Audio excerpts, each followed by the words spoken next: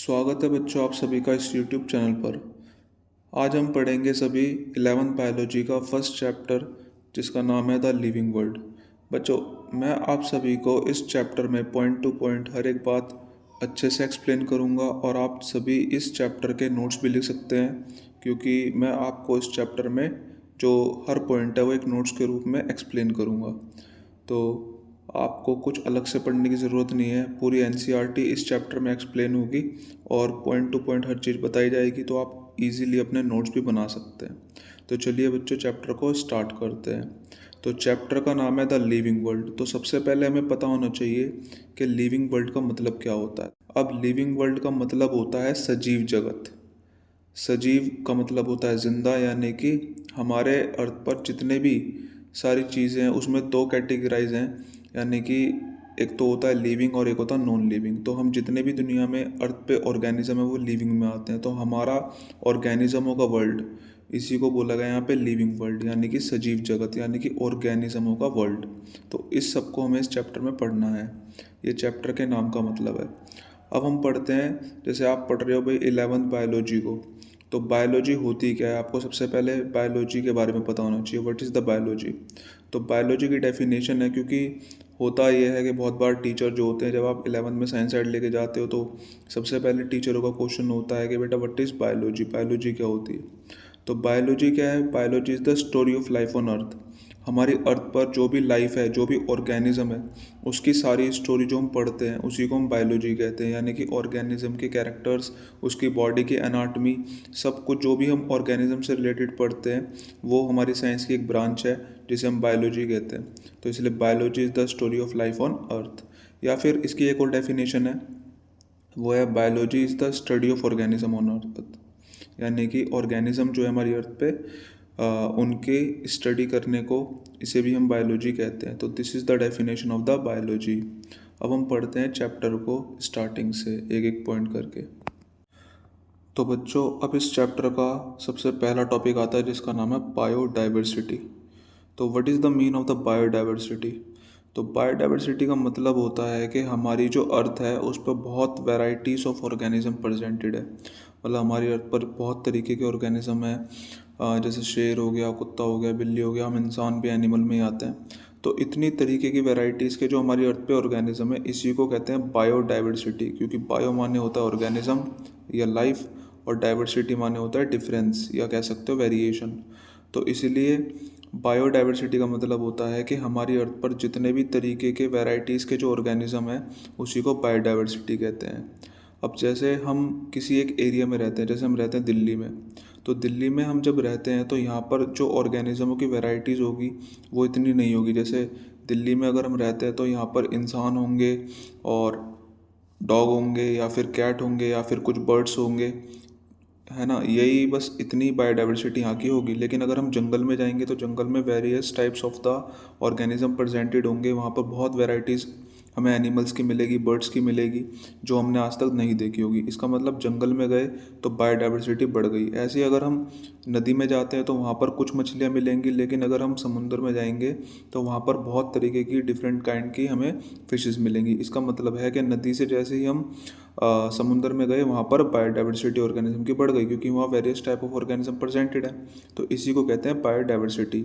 तो ये एक एरिया से दूसरे एरिया में जब हम जाते हैं तो ऑर्गेनिज्म जो है वो या तो कम होंगे या फिर बढ़ेंगे उन एरियाओं में। तो इसी को कहेंगे कि बायोडाइवर्सिटी बढ़ गई या घट गई।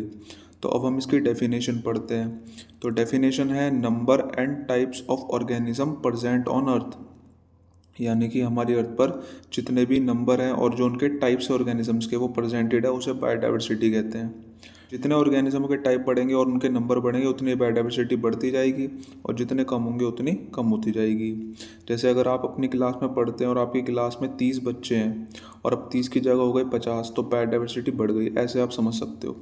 फिर आते हैं दूसरे पॉइंट पर, number of species that are known and describe range between 1.7 से 1.8 मिलियन, यानी कि हमारी अर्थ पर जो हमने अभी तक ऑर्गेनिज्मों को खोज लिया है या उनकी जो हमें जाति प्रजाति पता है वो कितनी है, बस 1.7 से 1.8 मिलियन।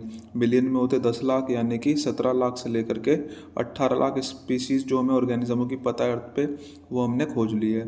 अभी भी बहुत सारे ऐसे ऑर्गेनिज्म हैं जो हमने खोजने हैं और उनके नाम रखने हैं, उनके बारे में हमें डिटेल बनानी है। बट बच्चों, ये जो डिटेल दे रखी है एनसीईआरटी में 1.7 से 1.8 मिलियन, ये बहुत पुरानी डिटेल है, क्योंकि एनसीईआरटी आपकी बहुत पुरानी है। और अब आज के टाइम पर देखेंगे तो डिस्क्राइब रेंज जो ऑर्गेनिज्म की वो बहुत ज़्यादा बढ़ चुकी होगी। लेकिन ये आपके एनसीईआरटी का पॉइंट है, तो आपको यही आपके एग्ज़ाम में लिखना होगा, क्योंकि जो आपकी एनसीईआरटी है उसी के अकॉर्डिंग आपको सब कुछ करना पड़ेगा अपने एग्ज़ाम में। तो बच्चों, ये बायोडाइवर्सिटी के बारे में था। अब हम चलते हैं अगले टॉपिक पे। अगर आपको कोई भी डाउट हो तो आप मुझे कमेंट्स में पूछ सकते हो कि हमें ये समझ में नहीं आया, तो मैं आपको फिर से एक्सप्लेन करूँगा। तो बच्चों, अब अगला टॉपिक आता है जिसका नाम है नोमेनक्लेचर। नोमेनक्लेचर का सीधा सीधा मतलब होता है नामकरण, यानी कि कोई भी जो ऑर्गेनिज्म हम अर्थ पर खोजते हैं तो हम उसका नाम रखते हैं। क्यों नाम रखना ज़रूरी है? तो होता क्या है भाई, जैसे कोई भी ऑर्गेनिज्म होता है उसको हम बहुत सारे नाम से बुलाते हैं, जिन्हें कहते हैं उनके लोकल नेम्स। जैसे आपको भी आपके घर पर आपके किसी एक निक नेम या कह सकते हो लोकल नेम से बुलाते हैं, बट आपका एक मेन नेम होगा वो अलग होगा। ऐसे ही ऑर्गेनिज्म जो होते हैं उनको उनके लोकल नेम्स अलग अलग दे रखे हैं प्लेस टू प्लेस। क्योंकि जैसे हमारा इंडिया है, तो इंडिया में बहुत सारी अलग अलग स्टेट्स हैं जहाँ पर अलग अलग लैंग्वेजेस हैं, और हर अलग अलग लैंग्वेजेस के हिसाब से हमने एक ही ऑर्गेनिज्म के अलग अलग लोकल नेम्स रख दिए हैं। तो इसी कारण जैसे हमारे यहाँ पर चूहे को, दिल्ली में जैसे चूहे को चूहा कहते हैं, लेकिन पता नहीं कि बिहार में क्या कहते होंगे, या फिर राजस्थान में क्या कहते होंगे, या साउथ इंडिया में क्या कहते होंगे।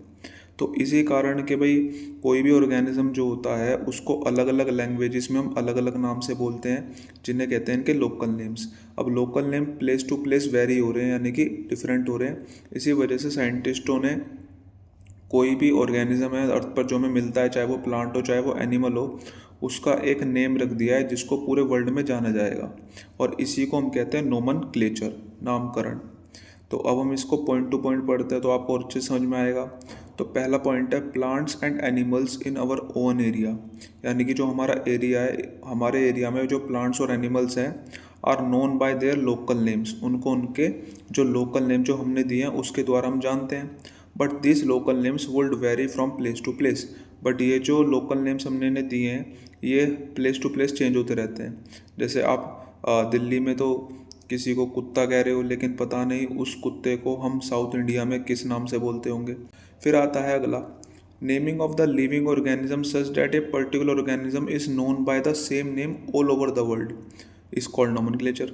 यानी कि नोमेनक्लेचर का मतलब क्या है कि एक ऑर्गेनिज्म की हम क्या कर रहे हैं, नेमिंग कर रहे हैं, और उस ऑर्गेनिज्म को, उस पर्टिकुलर ऑर्गेनिज्म को उसी नेम से पूरे वर्ल्ड में जाना जाएगा। इसी को कहते हैं नोमेनक्लेचर। तो बच्चों, आई होप आपको ये समझ में आ गया होगा। अब अगला आता है पॉइंट, तो साइंटिफिक नेम हम रखते क्यों है भाई? क्योंकि scientific name ensure that each organism has only one name. Scientific name ये इंश्योर करता है कि हमने जिस ऑर्गेनिज्म का नाम रख दिया, अब वही नाम उसका अकेला नाम माना जाएगा, और ये जो लोकल नेम्स वाले नाम जो हमने रखे हैं ये नहीं माने जाते। तो साइंटिफिक नेम इंश्योर करता है कि कोई भी ऑर्गेनिज्म जो हमने खोजा है उसका एक हमने नाम दे दिया, और उसी नाम से हम उसे पूरे वर्ल्ड में जानेंगे। और एक चीज़ और है कि जो साइंटिफिक नेम हमने किसी एक ऑर्गेनिज्म के लिए रख दिया गया है, हमने यूज़ कर लिया किसी एक ऑर्गेनिज्म के लिए कोई साइंटिफिक नेम, उस साइंटिफिक नेम को आप किसी दूसरे ऑर्गेनिज्म के लिए यूज़ नहीं कर सकते हैं। जैसे हमें पता है कि हमारे क्या कहते हैं, क्लास में हर चौथे बच्चे का नाम, ये कह सकते हो कि भाई इंडिया में हर चौथे इंसान का नाम मनोज है। भाई मनोज नाम हमने कितने कितने यूज़ कर रखे हैं, लेकिन यहाँ पर ऐसा नहीं चलेगा। एक साइंटिफिक नेम आपने किसी ऑर्गेनिज्म के लिए यूज़ कर लिया, उस साइंटिफिक नेम को आप दूसरे किसी भी ऑर्गेनिज्म के लिए यूज़ नहीं कर सकते हैं। तो क्या लिखा है, such a scientific name has not been used for any other organism. यानी कि एक साइंटिफिक नेम जो आपने रख दिया किसी ऑर्गेनिज्म का, तो अब उस साइंटिफिक नेम को आप दूसरे किसी और ऑर्गेनिज्म के लिए यूज़ नहीं कर सकते हो। तो आई होप बच्चों आपको ये समझ में आ गया होगा। अगर कोई डाउट है तो आप कमेंट्स में पूछ सकते हैं। अब हम चलते हैं अगले टॉपिक पर। तो बच्चों, अब हमारे इस चैप्टर में कुछ इम्पोर्टेंट टर्म्स हैं जो एमसीक्यू की फॉर्म में आपके एग्ज़ाम में बहुत ज़्यादा पूछी जाती हैं। तो ये दोनों जो टर्म्स हैं बहुत इंपॉर्टेंट है। तो बात ऐसी है कि भाई हमारी अर्थ पर दो तरीके के ऑर्गेनिज्म हैं, एक है प्लांट और एक है एनिमल। तो अगर हमारी अर्थ पर अगर कोई भी नया तरीके का प्लांट डिस्कवर होता है, खोजा जाता है, तो उसका नामकरण करने के लिए साइंटिस्टों की एक ऑर्गेनाइजेशन है जिसका नाम रखा गया है ICBN। तो ICBN वाले आएंगे और जो नया प्लांट खोजा गया उसका नाम रख देंगे। तो क्या लिखा है, for plants scientific name are provided by international code for botanical nomenclature. तो ये ICBN की फुल फॉर्म है international code for botanical nomenclature, क्योंकि जो प्लांट्स होता है वो बोटनी में आता है। भाई बायोलॉजी दो तरीके की होती है, यानी कि बायोलॉजी दो आगे जाके सेक्शन में डिवाइडेड है, एक है बोटनी और एक है जूलॉजी। बोटनी में हम प्लांट्स के बारे में पढ़ते हैं और जूलॉजी में पढ़ते हैं एनिमल्स के बारे में।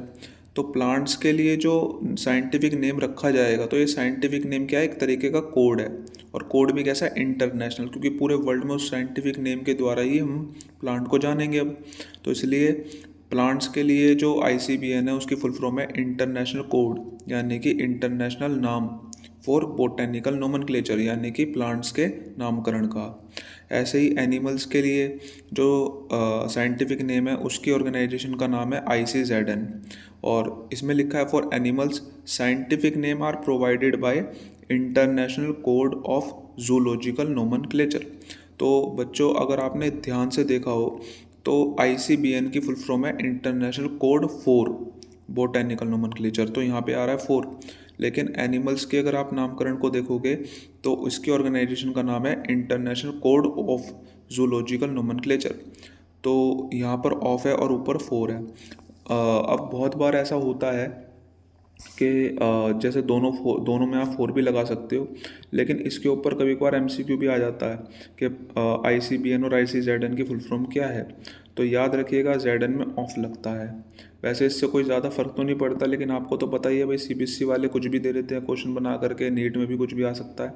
तो जो फुल फॉर्म NCERT में दे रखी है तो उसमें ऑफ ही लिखा है ZN में, ICZN में, तो आप इसको ही कंसिडर करिएगा। ठीक है बच्चों, अगर आपको कोई भी और इसमें डाउट है तो आप मुझसे कमेंट सेक्शन में पूछ सकते हैं। तो बच्चों अब अगला टॉपिक आता है जिसका नाम है आइडेंटिफिकेशन। अब आइडेंटिफिकेशन क्या होता है, तो हमने जैसे इससे पहले वाले टॉपिक में पढ़ा था नोमेनक्लेचर। तो नोमेनक्लेचर में क्या होता है कि हम किसी भी ऑर्गेनिज्म का नाम रख देते हैं। अब भाई नाम रखने से थोड़ी काम चलेगा, हमें कोई भी जब ऑर्गेनिज्म दिखता है तो उसको देखते ही उसका नाम हमें याद आना चाहिए, तो इसी को कहते हैं आइडेंटिफिकेशन। जैसे मैं आपसे बोलता हूँ कि एप्पल, तो जैसे मैंने आपको एप्पल बोला तो आपके जो माइंड में मेमोरी में आया कि भाई एप्पल दिखता कैसे।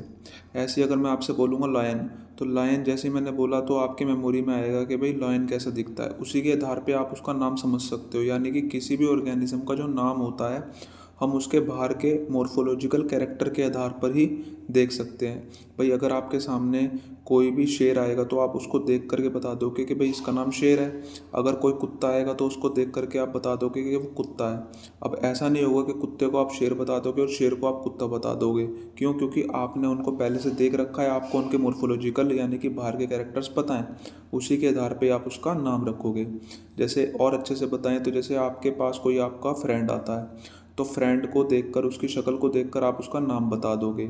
अब हर कोई फ्रेंड, जो भी जितने भी आपके फ्रेंड हैं, सबकी शक्ल अलग अलग है, तो सबके नाम आपने उनकी शक्ल के हिसाब से उनके नाम आपको पता है। तो इसी का मतलब होता है आइडेंटिफिकेशन, यानी कि किसी भी ऑर्गेनिज्म को हम बाहर से देख करके सही से पहचान सके, उसका नाम सही से पहचान सके, इसी को कहते हैं उसकी आइडेंटिफिकेशन। तो इसलिए इसकी डेफिनेशन क्या है, process by which organism and it's name describe correctly, यानी कि वो प्रोसेस जिसके द्वारा हम वो ऑर्गेनिज्म और उसका जो साइंटिफिक नेम है दोनों को करेक्टली डिस्क्राइब करें, यानी कि दोनों को करेक्टली आइडेंटिफाई करें। किसके आधार पे? बाय देयर मॉर्फोलॉजिकल कैरेक्टर्स, यानी कि उनके बाहर के कैरेक्टर्स के आधार पे। इसी को हम कहते हैं आइडेंटिफिकेशन। तो समझ में आ गया होगा बच्चों आपके। तो बच्चों अब जो टॉपिक आता है उसका नाम है बायनोमियल नोमेनक्लेचर। अब ये जो टॉपिक है ये बहुत ज़्यादा इंपॉर्टेंट है, क्योंकि आपके एग्जाम में बहुत ज़्यादा इसको पूछा जाता है, तो इसलिए इसको अच्छे से पढ़ना। जो भी इस चैप्टर में इंपॉर्टेंट टॉपिक होंगे वो मैं आपको बता दूंगा, आपको उन पर ज़्यादा अच्छे से फोकस करना है। तो बच्चों अब पढ़ते हैं बायनोमियल नोमेनक्लेचर। तो देखिए, बाय माने होता है दो, कहीं भी बाई आ जाए अगर साइंस में तो उसका मतलब होता है दो। नोमियल माने नेम, यानी कि दो नाम। नोमेनक्लेचर माने नामकरण, तो मतलब हुआ बायनोमियल नोमेनक्लेचर का दो नाम वाला नामकरण। तो जैसे आपको पता है कि भाई कोई भी, जैसे हम इंसानों में ज़्यादातर किसी का भी कोई भी नाम होता है तो उस नाम के दो पार्ट होते हैं। जैसे हमने पढ़ा मनोज शर्मा, तो मनोज मेन नेम हो गया और शर्मा जो है उसका वो सरनेम हो गया। ऐसे ही बायनोमियल नोमेनक्लेचर में भी यही होता है। कोई भी ऑर्गेनिज्म होता है उसका साइंटिफिक नेम जब हम रखते हैं तो साइंटिफिक नेम के दो पार्ट होते हैं। पहला जो मेन नेम होता है उसको यहाँ पे बोला जाता है जेनेरिक नेम, या उसे कहते हैं जीनस, और ये रहा। और जो दूसरा, जो उसका दूसरा पार्ट है, जैसे हमारे यहाँ सरनेम होता है तो यहाँ सरनेम को यहाँ बोला जाता है स्पेसिफिक एपिथेट, या उसे हम कहते हैं स्पीसीज। तो बच्चों ये होता है बायनोमियल नोमेनक्लेचर के बारे में। अब मैं आपको इसे पॉइंट टू पॉइंट समझा देता हूँ। तो system of providing scientific name with two components is called binomial nomenclature, यानी कि वो सिस्टम जिसके द्वारा हम साइंटिफिक नेम रखते हैं ऑर्गेनिज्म का, और कितने कंपोनेंट होते हैं उस नाम के, दो कंपोनेंट्स होते हैं, इसको ही कहते हैं बायनोमियल नोमेनक्लेचर। अब each name has two component, तो हर नाम के ये दो कंपोनेंट होते हैं। पहले कंपोनेंट को हम बोलते हैं जेनेरिक नेम, या उसे जीनस कहते हैं, और दूसरा जो नाम का पार्ट बचा उसे हम बोलते हैं स्पेसिफिक एपिथेट, या उसे हम कहते हैं स्पीसीज। और ये जो सिस्टम था ऑर्गेनिज्म के, कि भाई हम कोई भी ऑर्गेनिज्म का नाम रखेंगे तो नाम के दो पार्ट होंगे। पहले पार्ट को हम कहेंगे जेनेरिक नेम और दूसरे को कहेंगे स्पेसिफिक एपिथेट। इसको दिया गया था एक साइंटिस्ट के द्वारा जिसका नाम है Carolus Linnaeus. So this naming system given by Carolus Linnaeus. अब बच्चों एक चीज़ और बताता हूँ, ये जो चैप्टर है आपका लिविंग वर्ल्ड, इसमें से कुछ भी पूछ ले कि कोई भी साइंटिस्ट बताइए, मतलब जिसने भी कुछ भी दिया इस चैप्टर में से, तो इसी साइंटिस्ट को आपको याद रखना है, कार्लस लिनियस, क्योंकि इस पूरे चैप्टर में हर एक चीज़ जो भी दी है वो इस साइंटिस्ट ने दी है। तो इस चैप्टर से रिलेटेड कोई भी क्वेश्चन आता है और साइंटिस्ट का नाम पूछा जाए तो आपको कार्लस लिनियस ही बोलना है। अब बच्चों बायनोमियल नोमेनक्लेचर का आपके एनसीईआरटी में एक एग्जाम्पल दे रखा है। तो एग्जांपल ये है कि जैसे साइंटिफिक नेम जो है मैंगो का, वो है हमारा मैंगीफेरा इंडिका। तो साइंटिफिक नेम जो मैंगो का है वो मैंगीफेरा इंडिका है। तो इसमें जो मैंगीफेरा वो रिप्रेजेंट करता है जीनस को या जेनेरिक नेम को, और जो इंडिका है वो रिप्रेजेंट करता है स्पीसीज या स्पेसिफिक एपिथेट को। तो क्या लिखा है, example scientific name of mango is Mangifera indica. ठीक है, अब जो इसमें मैंगीफेरा है हमारा, Mangifera represent the genus a generic name, while the Indica represent species a specific epithet। तो इससे आपको अच्छे समझ में आ गया होगा कि मैं जो बायनोमियल नोमेनक्लेचर है वो है क्या। अब हम चलते हैं बच्चों अगले टॉपिक पर। तो बच्चों अब अगला टॉपिक आता है जिसका नाम है यूनिवर्सल रूल्स ऑफ नोमेनक्लेचर। तो अब ये बहुत ज़्यादा इम्पोर्टेंट टॉपिक है और पेपर में बहुत बार आया हुआ है, और इसी वजह से आप इसको अच्छे से समझिएगा। तो एक तो बायनोमियल नोमेनक्लेचर इंपॉर्टेंट टॉपिक था इस चैप्टर में, और एक ये है यूनिवर्सल रूल्स ऑफ नोमेनक्लेचर। तो अब इसको पढ़ते हैं क्या होता है। तो देखिए बच्चों, हमने पढ़ा था नोमेनक्लेचर। नोमेनक्लेचर के द्वारा आप किसी भी ऑर्गेनिज्म का नाम रखते हो। तो नाम जब आप किसी भी ऑर्गेनिज्म का जब रखा जाता है तो उसके कुछ रूल्स होते हैं, तो उसी को यहाँ बोला गया है यूनिवर्सल रूल्स ऑफ नोमेनक्लेचर। अब ये यूनिवर्सल रूल्स हैं। यूनिवर्सल का मतलब है कि पूरे वर्ल्ड में इन्हीं रूल्स को फॉलो करके हम किसी भी जो नया ऑर्गेनिज्म हमें मिला है उसका साइंटिफिक नेम हम इन्हीं यूनिवर्सल रूल्स के द्वारा नोमेनक्लेचर के रखेंगे, चाहे वो ऑर्गेनिज्म कहीं से भी हमें मिला हो। तो जब आप इनको समझ जाओगे तो आपको पता लग जाएगा। तो पहला पॉइंट है इसका, biological names are generally in Latin and written in italics. देखिए बच्चों, होता क्या है कि जो हमारी बायोलॉजी है, और जो बायोलॉजी में हमने किसी भी ऑर्गेनिज्म का साइंटिफिक नेम रखा है, वो एक अलग लैंग्वेज होती है जिसे आप लैटिन लैंग्वेज कहते हैं। तो हमारी जो साइंस है वो लैटिन लैंग्वेज में ही है, लेकिन आपको ट्रांसलेट कर करके बेसिकली इंग्लिश में पढ़ाया जाता है। तो इसी वजह से जो साइंटिफिक नेम है वो तो वैसे के वैसे रहेंगे। जैसे सेल हम पढ़ते हैं, भाई कोई भी ऑर्गेनिज्म किसका बना है, सेल का बना है। तो जो वर्ड सेल है वो भी एक लैटिन वर्ड है। ऐसे कोई भी साइंटिफिक नेम जो हम ऑर्गेनिज्म का रखते हैं, जैसे हमने भी पढ़ा था मैंगीफेरा इंडिका, ये भी एक लैटिन वर्ड है। ठीक है बच्चों, तो हमारे जो भी साइंटिफिक नेम होंगे, चाहे वो कोई भी ऑर्गेनिज्म हमें किसी भी स्टेट से मिला हो, वर्ल्ड में कहीं भी मिला हो, लेकिन उसका जो साइंटिफिक नेम रखा जाएगा, बायोलॉजिकल नेम रखा जाएगा, वो लैटिन लैंग्वेज में ही रखा जाएगा। तो इसलिए लिखा है biological name are generally in Latin language and written in italics. इसका क्या मतलब है, तो जो बायोलॉजिकल नेम है वो हमारा लैटिन लैंग्वेज में तो होगा, लेकिन उसको लिखना पॉसिबल नहीं है। तो हम लिखते हैं किसमें, उसको इटैलिक्स लैंग्वेज में। जैसे आप किसी भी लैंग्वेज को लिखते हो या कह सकते हो कोई भी हमारा क्या कहते हैं, कोई भी वर्ड को जब लिखा जाता है चाहे फ़ोन में या कंप्यूटर में कैसे भी, तो उनको लिखने का जो स्टाइल होता है वो अलग अलग होता है। तो यहाँ पर आप जो लैंग्वेज को लिखोगे वो इटैलिक्स लैंग्वेज में लिखोगे। तो ये है इसका मतलब।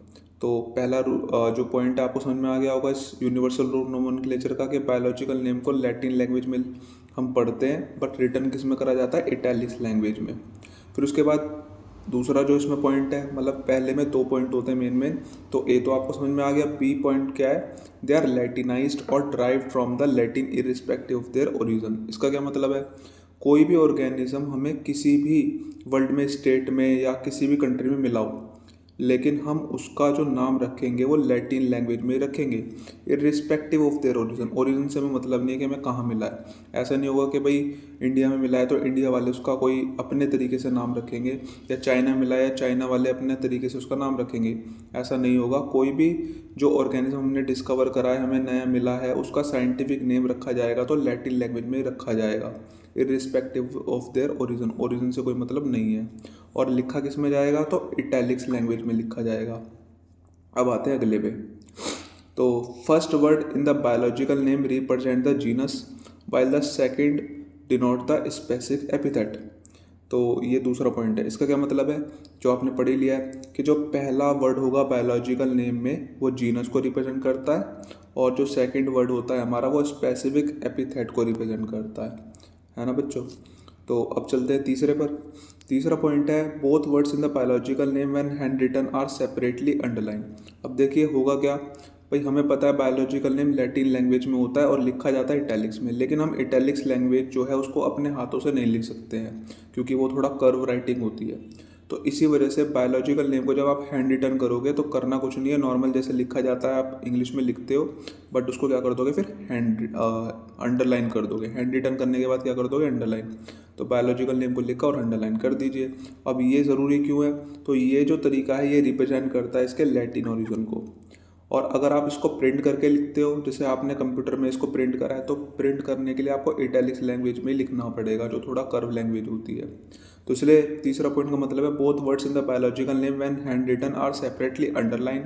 उनको अगर हाथ से लिखोगे अंडरलाइन करना पड़ेगा आपको, और अगर आप प्रिंट करोगे तो इटैलिक्स लैंग्वेज में प्रिंट करोगे। ये दोनों ज़रूरी चीज़ जो है किसको रिप्रेजेंट करती है, लैटिन ओरिजिन को।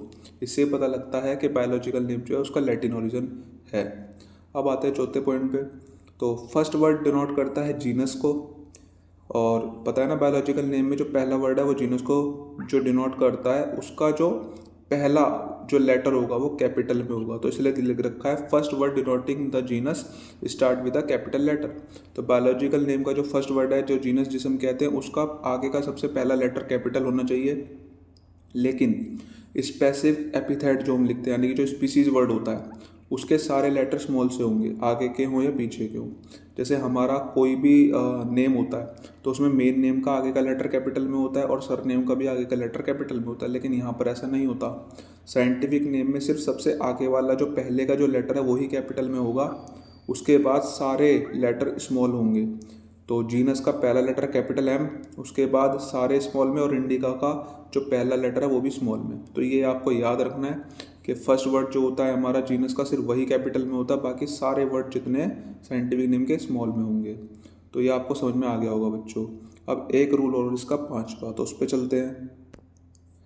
तो अब ये रूल है, इसमें लिख रहा है name of the author appears after the specific epithet. होता क्या है, बहुत बार साइंटिस्टों ने किसी एक ऑर्गेनिज्म को खोजा या उन्होंने उसका कोई नाम रखा, तो वो बोलते हैं भाई हमारा भी इसमें नाम ऐड करा जाए। तो अगर किसी भी ऑथर का, किसी भी साइंटिस्ट का या किसी भी इंसान का अगर साइंटिफिक नेम में नाम ऐड करा जाता है किसी ऑर्गेनिज्म के, तो उसे उसके एब्रीवेटेड फॉर्म में ऐड करा जाता है। एब्रीवेटेड माने पूरा नहीं लिखते, थोड़ा सा लिखेंगे, और स्पेसिफिक एपिथेट या स्पीसीज वर्ड के एंड में लिखा जाएगा, यानी कि eight the end of the biological name लिखा जाएगा। और जैसे हम पढ़ते हैं पॉइंट, तो name of the author appears after the specific epithet, यानी कि ऑथर का नाम कब आएगा, स्पेसिफिक एपिथेट के एंड में आएगा, उसके बाद आएगा, that is at the end of the biological name. यानी कि बायोलॉजिकल नेम के एंड में। And it is written in abbreviated form. Abbreviated का मतलब है पूरा नाम नहीं लिखेंगे, छोटा सा लिखेंगे। एग्जाम्पल देखिए क्या है, मैंगीफेरा इंडिका लिन। आपने मैंगो का नाम पढ़ा था मैंगीफेरा इंडिका, अब इसमें आगे ऐड कर दिया गया है लिन। लिन किसको रिप्रेजेंट करता है, साइंटिस्ट को। तो it is indicate that this species was first describe by Carolus Linnaeus. तो ये जो लिन है ये रिप्रेजेंट करता है कि इस मैंगीफेरा इंडिका जो स्पीसीज थी, आम की स्पीसीज थी, इसको सबसे पहले किसने डिस्क्राइब करा, कार्लस लिनिस ने करा। तो ये कुल मिला करके हमारे 5 रूल होते हैं आपके यूनिवर्सल रूल्स ऑफ नॉमेनक्लेचर के, और ये बहुत इंपॉर्टेंट टॉपिक है, पेपर में भी आ सकता है, और इसलिए आप इसको अपने नोट्स में नोट कर लीजिए। और अगर कोई भी आपको डाउट है तो आप कमेंट सेक्शन में पूछ सकते हैं। अब हम चलते हैं अगले टॉपिक पे। तो बच्चों को अगला टॉपिक आता है जिसका नाम है क्लासिफिकेशन। अब क्लासिफिकेशन का आपको मतलब नॉर्मली पता ही है कि किसी भी ग्रुप को आप अलग अलग कैटेगरीज में, क्लासेस में बांट देते हैं, इसी को क्लासिफिकेशन कहते हैं। जैसे पहले मैं आपको एग्जांपल से समझा देता हूँ। जैसे आपके स्कूल में बहुत सारे बच्चे पढ़ते हैं, अब सारे जितने भी आपके स्कूल के बच्चे हैं उनको हमने अलग अलग क्लासेस में पहले बांट दिया है। अब उसके बाद जब हमने उन्हें अलग अलग क्लासेस में बांट दिया तो हर एक क्लास को हमने अलग अलग सेक्शंस में बांट दिया है। और अब उनको जब हमने अलग अलग सेक्शन में बांट दिया तो उन हर एक सेक्शन के अंदर हर बच्चे को हमने अलग अलग रोल नंबर में बांट दिया है। तो ऐसे करने से हुआ क्या है, तो जैसे मैं बोलूँ कि भाई आपको अपने स्कूल में मनोज नाम के लड़के को पकड़ना है या ढूंढना है, तो पॉसिबल नहीं होगा। क्यों? क्योंकि आपके स्कूल में बहुत सारी क्लासेस हैं, बहुत सारे बच्चे हैं, बहुत सारे सेक्शन हैं, तो पॉसिबल नहीं है। लेकिन अगर मैं बोलूँगा कि आपको मनोज को पकड़ना है जो 9th क्लास में पढ़ता है और वो सेक्शन सी में पढ़ता है, तो ईजी हो जाएगा। लेकिन अभी भी मुश्किल हो सकता है। क्यों? क्योंकि भाई उस क्लास में सेक्शन सी में जो मनोज नाम के 2-3 लड़के होंगे, तो अब आपको उनके पेरेंट का नाम पता होना चाहिए, क्योंकि पेरेंट का नाम डिफरेंट होगा। तो इससे हुआ क्या कि आपके स्कूल में जो भी बच्चे थे आपने उनको अलग अलग क्लास में बांट दिया, अलग अलग लेवल पे उनको आपने बांटा, जिससे आप इजीली उन तक पहुंच सकते हो। तो इसी वजह से क्लासिफिकेशन ज़रूरी है। तो होता क्या है कि भाई हमारे अर्थ पे बहुत सारे ऑर्गेनिज्म है, प्लांट है, एनिमल्स हैं। सारे ऑर्गेनिज्मों को आप एक साथ नहीं पढ़ सकते हो, ना ही एक साथ उनके बारे में कुछ भी जान सकते हो। एक टाइम पर आप एक ही ऑर्गेनिज्म की अच्छे से स्टडी कर पाओगे। तो इसी वजह से हमने धरती पर जितने भी ऑर्गेनिज्म थे उन्हें पहले प्लांट एनिमल में बांटा, और फिर एनिमल्स को भी हमने जैसे अलग अलग क्लास में बांटा। जैसे आपको पता होगा मैमल्स होते हैं, एम्फीबियन होते हैं, रेप्टाइल्स होते हैं, बर्ड्स होते हैं। अब इनमें भी बहुत सारे आगे जा करके लेवल्स पे डिवाइडेड होते हैं। तो ये इसलिए ज़रूरी है जिससे आपकी स्टडी बायोलॉजी इजी हो जाए और आप हर एक ऑर्गेनिज्म के बारे में अच्छे से पढ़ सकते हो। क्योंकि क्लासिफिकेशन करना बहुत ज़्यादा ज़रूरी है। एक टाइम पर आप सभी ऑर्गेनिज्म की स्टडी नहीं कर सकते हो, तो इसीलिए हमने क्लासिफिकेशन का यूज़ करा। तो अब हम पढ़ते हैं क्लासिफिकेशन के बारे में। तो क्या लिखा है, classification is the process by which organism grouped into convenient categories. इसका क्या मतलब है कि भाई क्लासिफिकेशन वो प्रोसेस है जिसमें हमने जितने भी ऑर्गेनिज्म थे उन्हें बहुत सारी कैटेगरीज में ग्रुप्ड कर दिया, मतलब बांट दिया। किसके आधार पर बांट दिया? बोला based on some easily observable characters. मतलब जो ऑर्गेनिज्म एक जैसे दिखते थे, जिनके कैरेक्टर हमें एक जैसे ऑब्जर्व होते थे, उनको हमने एक ग्रुप में बांट दिया। जिनके अलग दिखते थे उन्हें दूसरे ग्रुप में डाल दिया। जैसे आपको पता है कैट्स में सारे ऑर्गेनिज्म जो हैं हमारे, जो कैट ग्रुप में है, वो कैट में क्यों है? क्योंकि सबका जो फेस का स्ट्रक्चर है वो एक जैसा मिलता है, तो उन्हें हमने कैट्स में डाला। अब कैट्स भी 2 तरीके की होती हैं, बिग कैट्स और स्मॉल कैट्स। स्मॉल कैट जो हम पालते हैं नॉर्मली, बिग कैट्स में लायन, टाइगर ये सब आ जाते हैं। तो ये किसके आधार पर बांटा कि भाई वो एक जैसे दिखते हैं। तो इसी के आधार पे आप समझ सकते हो कि हमने दुनिया में जितने भी सारे ऑर्गेनिज्म थे उनको उनके इजीली ऑब्जर्वेबल कैरेक्टर जिसके आधार पे वो एक जैसे दिखते हैं उनको हमने पकड़ के एक ग्रुप में डाल दिया। तो ये आपको क्लासिफिकेशन समझ में आ गया होगा। अब हम चलते हैं इसमें आगे अगले पॉइंट पर। क्लासिफिकेशन इज नेसेसरी, यानी कि क्लासिफिकेशन ज़रूरी है। क्यों? Because it is impossible to study all living organism at the same time. एक ही टाइम पर आप सभी ऑर्गेनिज्म की स्टडी नहीं कर सकते, इसलिए हमने सारे ऑर्गेनिज्म को अलग अलग क्लास में बांट दिया। अब आपको जिसकी स्टडी करनी है उसकी क्लास को पकड़िए और उसमें जाकर उसकी स्टडी कर लीजिए इजीली। अब जैसे हम पढ़ते हैं भाई डॉग्स है अगले पॉइंट पे। जैसे डॉग्स है, हमारा कैट है, मैमल्स है, वीट है, राइस है, प्लांट्स है, एनिमल्स है, ये सब ऑर्गेनिज्म की क्लासेस ही हैं, कैटेगरीज ही हैं, लेकिन डिफरेंट डिफरेंट लेवल पे। जैसे आपको पता है डॉग्स, डॉग्स में आप सिर्फ डॉग्स को पढ़ोगे, लेकिन डॉग्स किसके अंदर आता है? मैमल्स में। मैमल्स के अंदर डॉग होता है, तो मैमल भी एक कैटेगरी, एक क्लास है, और उसके अंदर डॉग भी एक कैटेगरी, एक क्लास है। बस डॉग एक छोटी कैटेगरी मान लो और मैमल एक बड़ी कैटेगरी मान लो। अब मैमल्स भी हम किस में आते हैं? हमारे एनिमल्स के अंदर, तो एनिमल उससे भी बड़ी कैटेगरी है। तो इसका मतलब है कैटेगरी जो होती है, क्लासेस जो होती हैं हमारी कोई भी ऑर्गेनिज्म की, वो छोटी हो सकती है, बड़ी हो सकती है, तो ये अलग अलग लेवल पर होती है। तो इसलिए बता रखा है कि dogs, cats, mammal, wheat, rice, plant, animal, ये सब के सब क्या है? They are the different categories but at the different level. कोई छोटी कैटेगरी है, कोई बड़ी कैटेगरी है। जैसे आपको पता है कि भाई कैट्स के अंदर सिर्फ कैट्स को पढ़ सकते हो आप, और दूसरा कोई जानवर नहीं आएगा, लेकिन मैमल्स के अंदर आप जाओगे तो मैमल्स में डॉग भी आते हैं, कैट भी आते हैं। तो ये छोटी कैटेगरी हो गई कैट्स, और मैमल्स बड़ी हो गई, ऐसे है। अब आते हैं आगे, ये इंपॉर्टेंट टर्म है जो लास्ट वाली है, इसे पढ़ लीजिएगा अच्छे से। क्या नाम है? Scientific term for category is known as taxa plural और टैक्सोन सिंगुलर। भाई कैटेगरी को साइंस में क्या बोलते हैं? कैटेगरी माने किसी भी ऑर्गेनिज्म को आपने एक अलग क्लास में बांट दिया, उसी क्लास को यहाँ कैटेगरी कह रहे हैं। तो कैटेगरी जो है उसको साइंस में क्या कहते हैं? टैक्सा कहते हैं। फॉर प्लूरल, प्लूरल माने बहुत सारे जब होते हैं, और टैक्सोन कहते हैं सिंगुलर, जब अकेली कैटेगरी है। तो जब बहुत सारी कैटेगरी है तो आप उसे टैक्सा बोलोगे, ठीक है बच्चों, और अगर अकेली कैटेगरी है तो टैक्सोन बोलोगे सिंगुलर के लिए। तो ये क्लासिफिकेशन के बारे में था। अब हम चलते हैं अगले टॉपिक पर। तो बच्चों अब नया टॉपिक आता है जिसका नाम है टैक्सोनोमी। अब टैक्सोनोमी जो है वो क्लासिफिकेशन जो आपको पढ़ा है बिल्कुल वही है। बेसिकली आप ये भी कह सकते हो कि क्लासिफिकेशन को ही टैक्सोनोमी भी कहते हैं, यानी क्लासिफिकेशन का साइंटिफिक नेम हो सकता है टैक्सोनोमी, आप ऐसे भी समझ सकते हो। तो इसलिए इसकी डेफिनेशन भी सेम वही है। तो क्या लिखा है? Process of classification of organism into different categories, और कैटेगरीज को क्या कहते हैं? टैक्सा भी कहते हैं। तो साइंटिफिक टर्म है ना कैटेगरीज की, टैक्सा। तो process of classification of organism into different categories, यानी कि ऑर्गेनिज्मों को अलग अलग कैटेगरीज में बांटने की जो प्रोसेस है, on the basis of their characteristic feature, यानी कि जो उनके हमें कैरेक्टर्स दिखते हैं जैसे, उनको हम एक अलग क्लास में बांट देते हैं। इसी का नाम क्या रखा गया है? टैक्सोनोमी। यानी कि जो जो ऑर्गेनिज्म हमें एक जैसे दिखते हैं, उनके कैरेक्टरिस्टिक फीचर मिलते जुलते हैं, तो उन सबको हमने अलग अलग उनके जैसे कैटेगरीज में बांट दिया, तो इसीलिए बोलते हैं हम इसको टैक्सोनोमी। तो क्लासिफिकेशन और टैक्सोनोमी दोनों की एक जैसी डेफिनेशन है, तो आपको ज़्यादा अलग से समझने की ज़रूरत नहीं है। तो process of classification of organism, यानी कि ऑर्गेनिज्मों को बांटने की जो क्लास में बांटने की जो प्रोसेस है, किसमें? डिफरेंट डिफरेंट कैटेगरीज माने अलग अलग क्लासेस में, किसके आधार पे? On the basis of their characteristic feature, उनके जो मिलते जुलते कैरेक्टरिस्टिक फीचर है उसके आधार पे। इसी को कहते हैं टैक्सोनोमी। यानी कि जैसे कैट के कैरेक्टर्स मिलते जुलते हैं तो सबको कैट में डाला गया, जिनके कैरेक्टर डॉग के जैसे मिलते जुलते हैं उनको डॉग में डाला गया, ऐसे आप समझ सकते हो। अब आते हैं अगले पॉइंट पर। अब हम जब ऑर्गेनिज्मों को अलग अलग कैटेगरीज में बांटते हैं तो कौन कौन से कैरेक्टरिस्टिक फीचर देखते हैं, तो ये बता रखा है।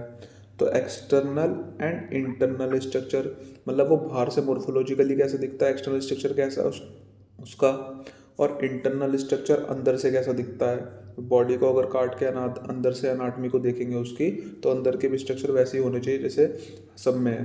तो इसलिए बाहर के एक्सटर्नल स्ट्रक्चर देखेंगे ऑर्गेनिज्मों के, इंटरनल स्ट्रक्चर देखेंगे ऑर्गेनिज्मों के, उनके सेल के स्ट्रक्चर को देखेंगे, डेवलपमेंट प्रोसेस देखेंगे कि कैसे डेवलपमेंट होता है, ऑटोट्रोपिक है, हेटरोट्रोपिक है, कैसे रहता है, ये सब चीज़ें देखी जाती हैं। उसके अलावा इकोलॉजिकल इंफॉर्मेशन देखी जाती है ऑर्गेनिज्म की, कि हमारे इन्वायरमेंट में उसका क्या इफेक्ट होता है, और दे आर द असेंशियल, यानी कि ज़रूरी है, and bases of the modern taxonomical studies. यानी कि जो भी आप टैक्सोनॉमिकल स्टडीज़ पढ़ते हो, टैक्सोनॉमी पढ़ते हो, उन सब में ऑर्गेनिज्मों को जो अलग अलग कैटेगरी में बांटा जाता है तो ये सब स्ट्रक्चर देखे जाते हैं। अब आते हैं अगले पॉइंट पर। तो टैक्सोनॉमी का एक बहुत इंपॉर्टेंट पॉइंट है ये वाला, जो तुमसे एमसीक्यू में पूछा जा सकता है बच्चों, तो इसको ध्यान से पढ़ना है। जैसे कोई भी जैसे मकान होता है उसके 4 पिलर होते हैं, ऐसे टैक्सोनॉमी के 4 पिलर, 4 बेसिस है मौत में। कौन कौन से? पहला कैरेक्टराइजेशन, ऑर्गेनिज्मों के कैरेक्टर देखना, आइडेंटिफिकेशन, ऑर्गेनिज्मों को पहचानना, आइडेंटिफाई करना, क्लासिफिकेशन, उनको अलग अलग कैटेगरीज क्लास में बांट देना, और नॉमनक्लेचर, उनका नामकरण करना। तो कुल मिलाकर के 4 चीज़ें हैं जो टैक्सोनॉमी का बेसिस है, और ये बहुत इंपॉर्टेंट है।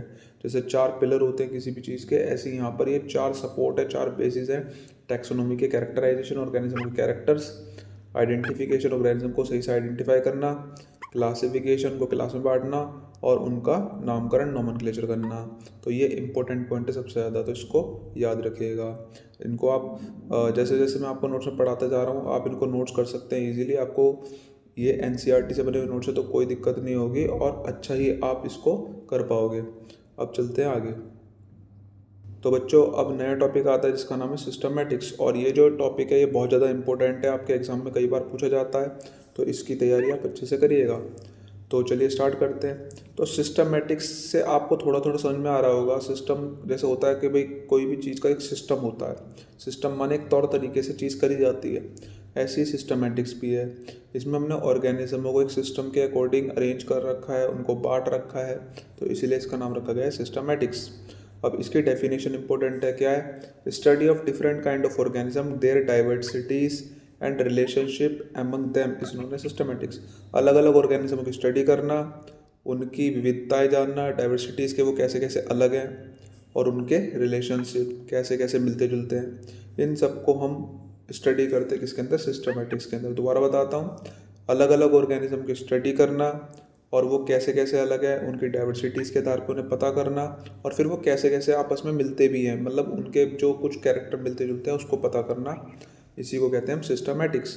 जैसे हम बात करें कैट की और डॉग की, तो कैट और डॉग अलग अलग हो गए, ठीक है, उनकी डाइवर्सिटीज़ हैं क्योंकि अलग अलग, उनके कैरेक्टर अलग अलग हैं, लेकिन उनमें कुछ रिलेशनशिप्स भी हैं, मतलब मिलता जुलता भी है। जैसे दोनों कार्निवोरस है, दोनों मांस खाने वाले जानवर हैं, तो ये हो गया सिस्टमेटिक्स।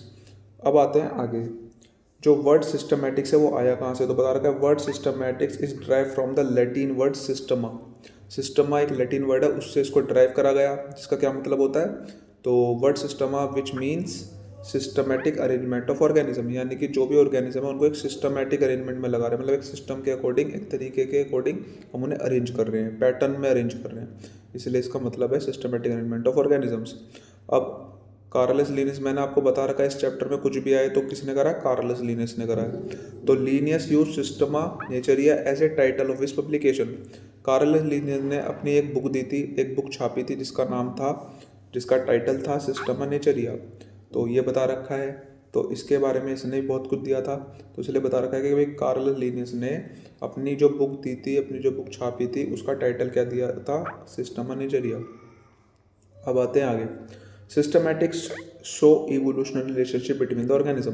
सिस्टमैटिक जो होता है वो अलग अलग ऑर्गेनिज्मों के बीच में इवोल्यूशनरी रिलेशनशिप दिखाता है, मतलब वो कैसे कैसे विकसित हुए होंगे। जैसे आपको पता है कि भाई एक होता है हॉर्स और एक होता है डोंकी। अब ये दोनों आपस में मिलते जुलते दिखते हैं, क्यों? क्योंकि हम मान के चलते हैं इनका इवोल्यूशन जो था आगे की तरफ से थोड़ा अलग होगा, लेकिन पहले इनके एंसेस्टर यानी कि पूर्वज एक होंगे, इसी वजह से दोनों थोड़े अलग है लेकिन मिलते जुलते बहुत हैं। तो यानी कि ये इवोल्यूशन कैसे होता है ऑर्गेनिज्म का, उनका विकास किस तरीके से होता है, पहले उनके पूर्वज एक जैसे थे या नहीं थे, इसके आधार पे भी हम इन सिस्टमेटिक्स का यूज़ करते हैं। तो इसलिए सिस्टमेटिक शो करता है अलग अलग जो ऑर्गेनिज्म है उनके बीच का विकास, इवोल्यूशनरी रिलेशनशिप। ठीक है बच्चों, तो ये सिस्टमेटिक्स के बारे में था। अगर आपको किसी भी टॉपिक में, कोई भी पॉइंट में भी, अगर किसी में भी आपको प्रॉब्लम है, समझ में नहीं आया, डाउट है, तो आप मुझसे कमेंट सेक्शन में बोल सकते हैं, मैं आपकी ज़रूर हेल्प करूँगा। बस आप हर पॉइंट को अच्छे समझिए, पढ़िए, और यही आप अपने एग्ज़ाम में लिख के आएंगे तो आपके बहुत अच्छे नंबर आएंगे।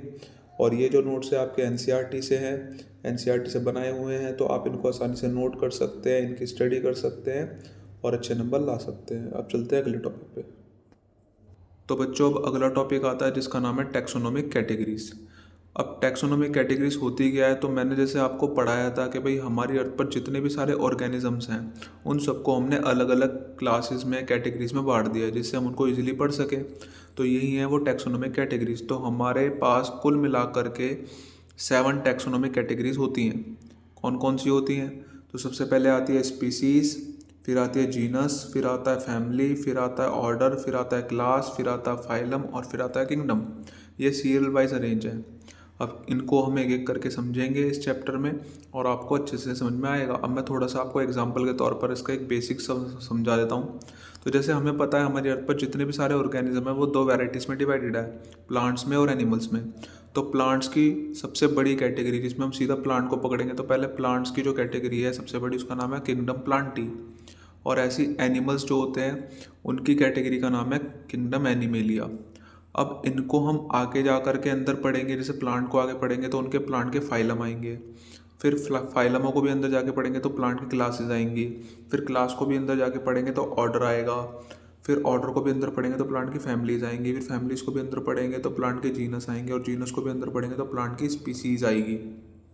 जैसे आपको बताया था कि भाई स्कूल में सारे जो बच्चे हैं उनको अलग अलग हमने क्लासेस में बांट दिया, फिर सेक्शन में बांट दिया, फिर रोल नंबर में बांट दिया। ऐसे ही यहाँ पर भी है, जितने भी सारे ऑर्गेनिज्म हैं उनको सबसे पहले हमने किंगडम में बांटा। किंगडम प्लांटी में सारे प्लांट आते हैं, किंगडम एनिमलिया में सारे एनिमल्स आते हैं। फिर उसके बाद उनके अंदर फाइलम आते हैं, फिर उनके अंदर क्लासेस आती हैं, फिर उनके अंदर ऑर्डर आता है, फिर उनके अंदर फैमिली आता है, फिर उनके अंदर जीनस आता है, और सबसे एंड में आता है लास्ट स्पीसीज।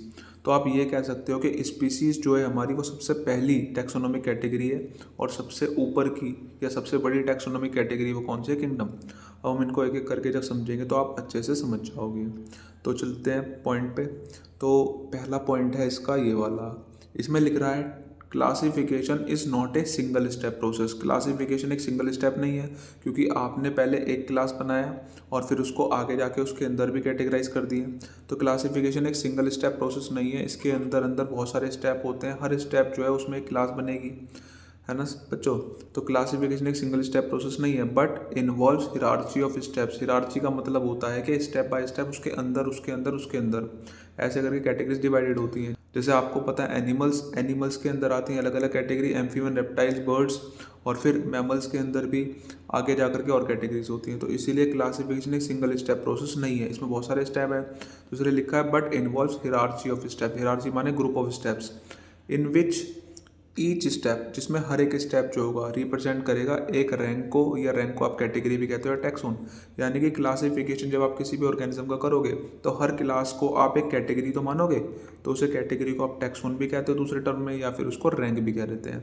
तो याद रखना कैटेगरी को दो रूप से और बोल सकते हैं, यानी कि कैटेगरी को साइंस में या तो टैक्सोन कहते हैं या फिर उसका एक और नाम रखा है रैंक।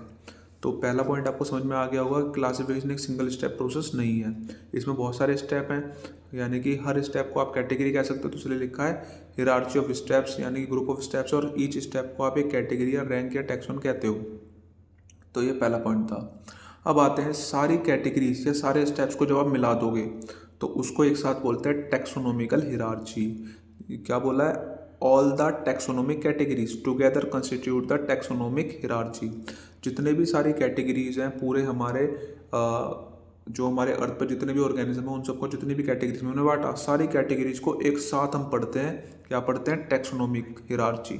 तो याद रखिएगा सारी टैक्सोनॉमिक कैटेगरीज को एक साथ मिलाने पर जो हमारा नाम आता है उसे हम बोलते हैं टैक्सोनॉमिक हिरार्ची। अब टैक्सोनॉमिक हिरार्ची को अगर हम अंदर पढ़ेंगे तो उसमें अलग अलग कैटेगरीज हम पढ़ते हैं। ठीक है बच्चों, तो अब आते हैं आगे। अब देखिए हर एक कैटेगरी जो है, जैसे मान लीजिए आपने पढ़ा था 10th में कि भाई हमारी किडनी जो होती है, किडनी बनी होती है नेफ्रॉन से, और नेफ्रॉन जो है वो यूनिट ऑफ क्या है? किडनी है, किडनी का सबसे छोटा पार्ट है। ऐसे हमने पढ़ा है हमारी बॉडी की सबसे छोटी यूनिट क्या है? सेल, क्योंकि हम सेल से बने हैं। ऐसी जो पूरा क्लासिफिकेशन है वो हर एक कैटेगरी से बना है, उसमें बहुत सारी कैटेगरी है, हर एक लेवल पे कोई छोटी कैटेगरी कोई बड़ी कैटेगरी। तो इसलिए ईच रैंक या रैंक को टैक्सोन या कैटेगरी कहते हैं। हर कैटेगरी, हर जो रैंक है उसको आप क्या बोलते हो? Unit of classification.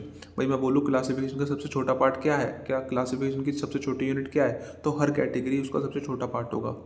बाकी सारी कैटेगरी अलग है और ये कैटेगरी अलग है। तो इसलिए हर कोई, चाहे वो छोटी कैटेगरी हो चाहे बड़ी कैटेगरी हो, हर कैटेगरी को आप यूनिट ऑफ क्लासिफिकेशन कहते हो।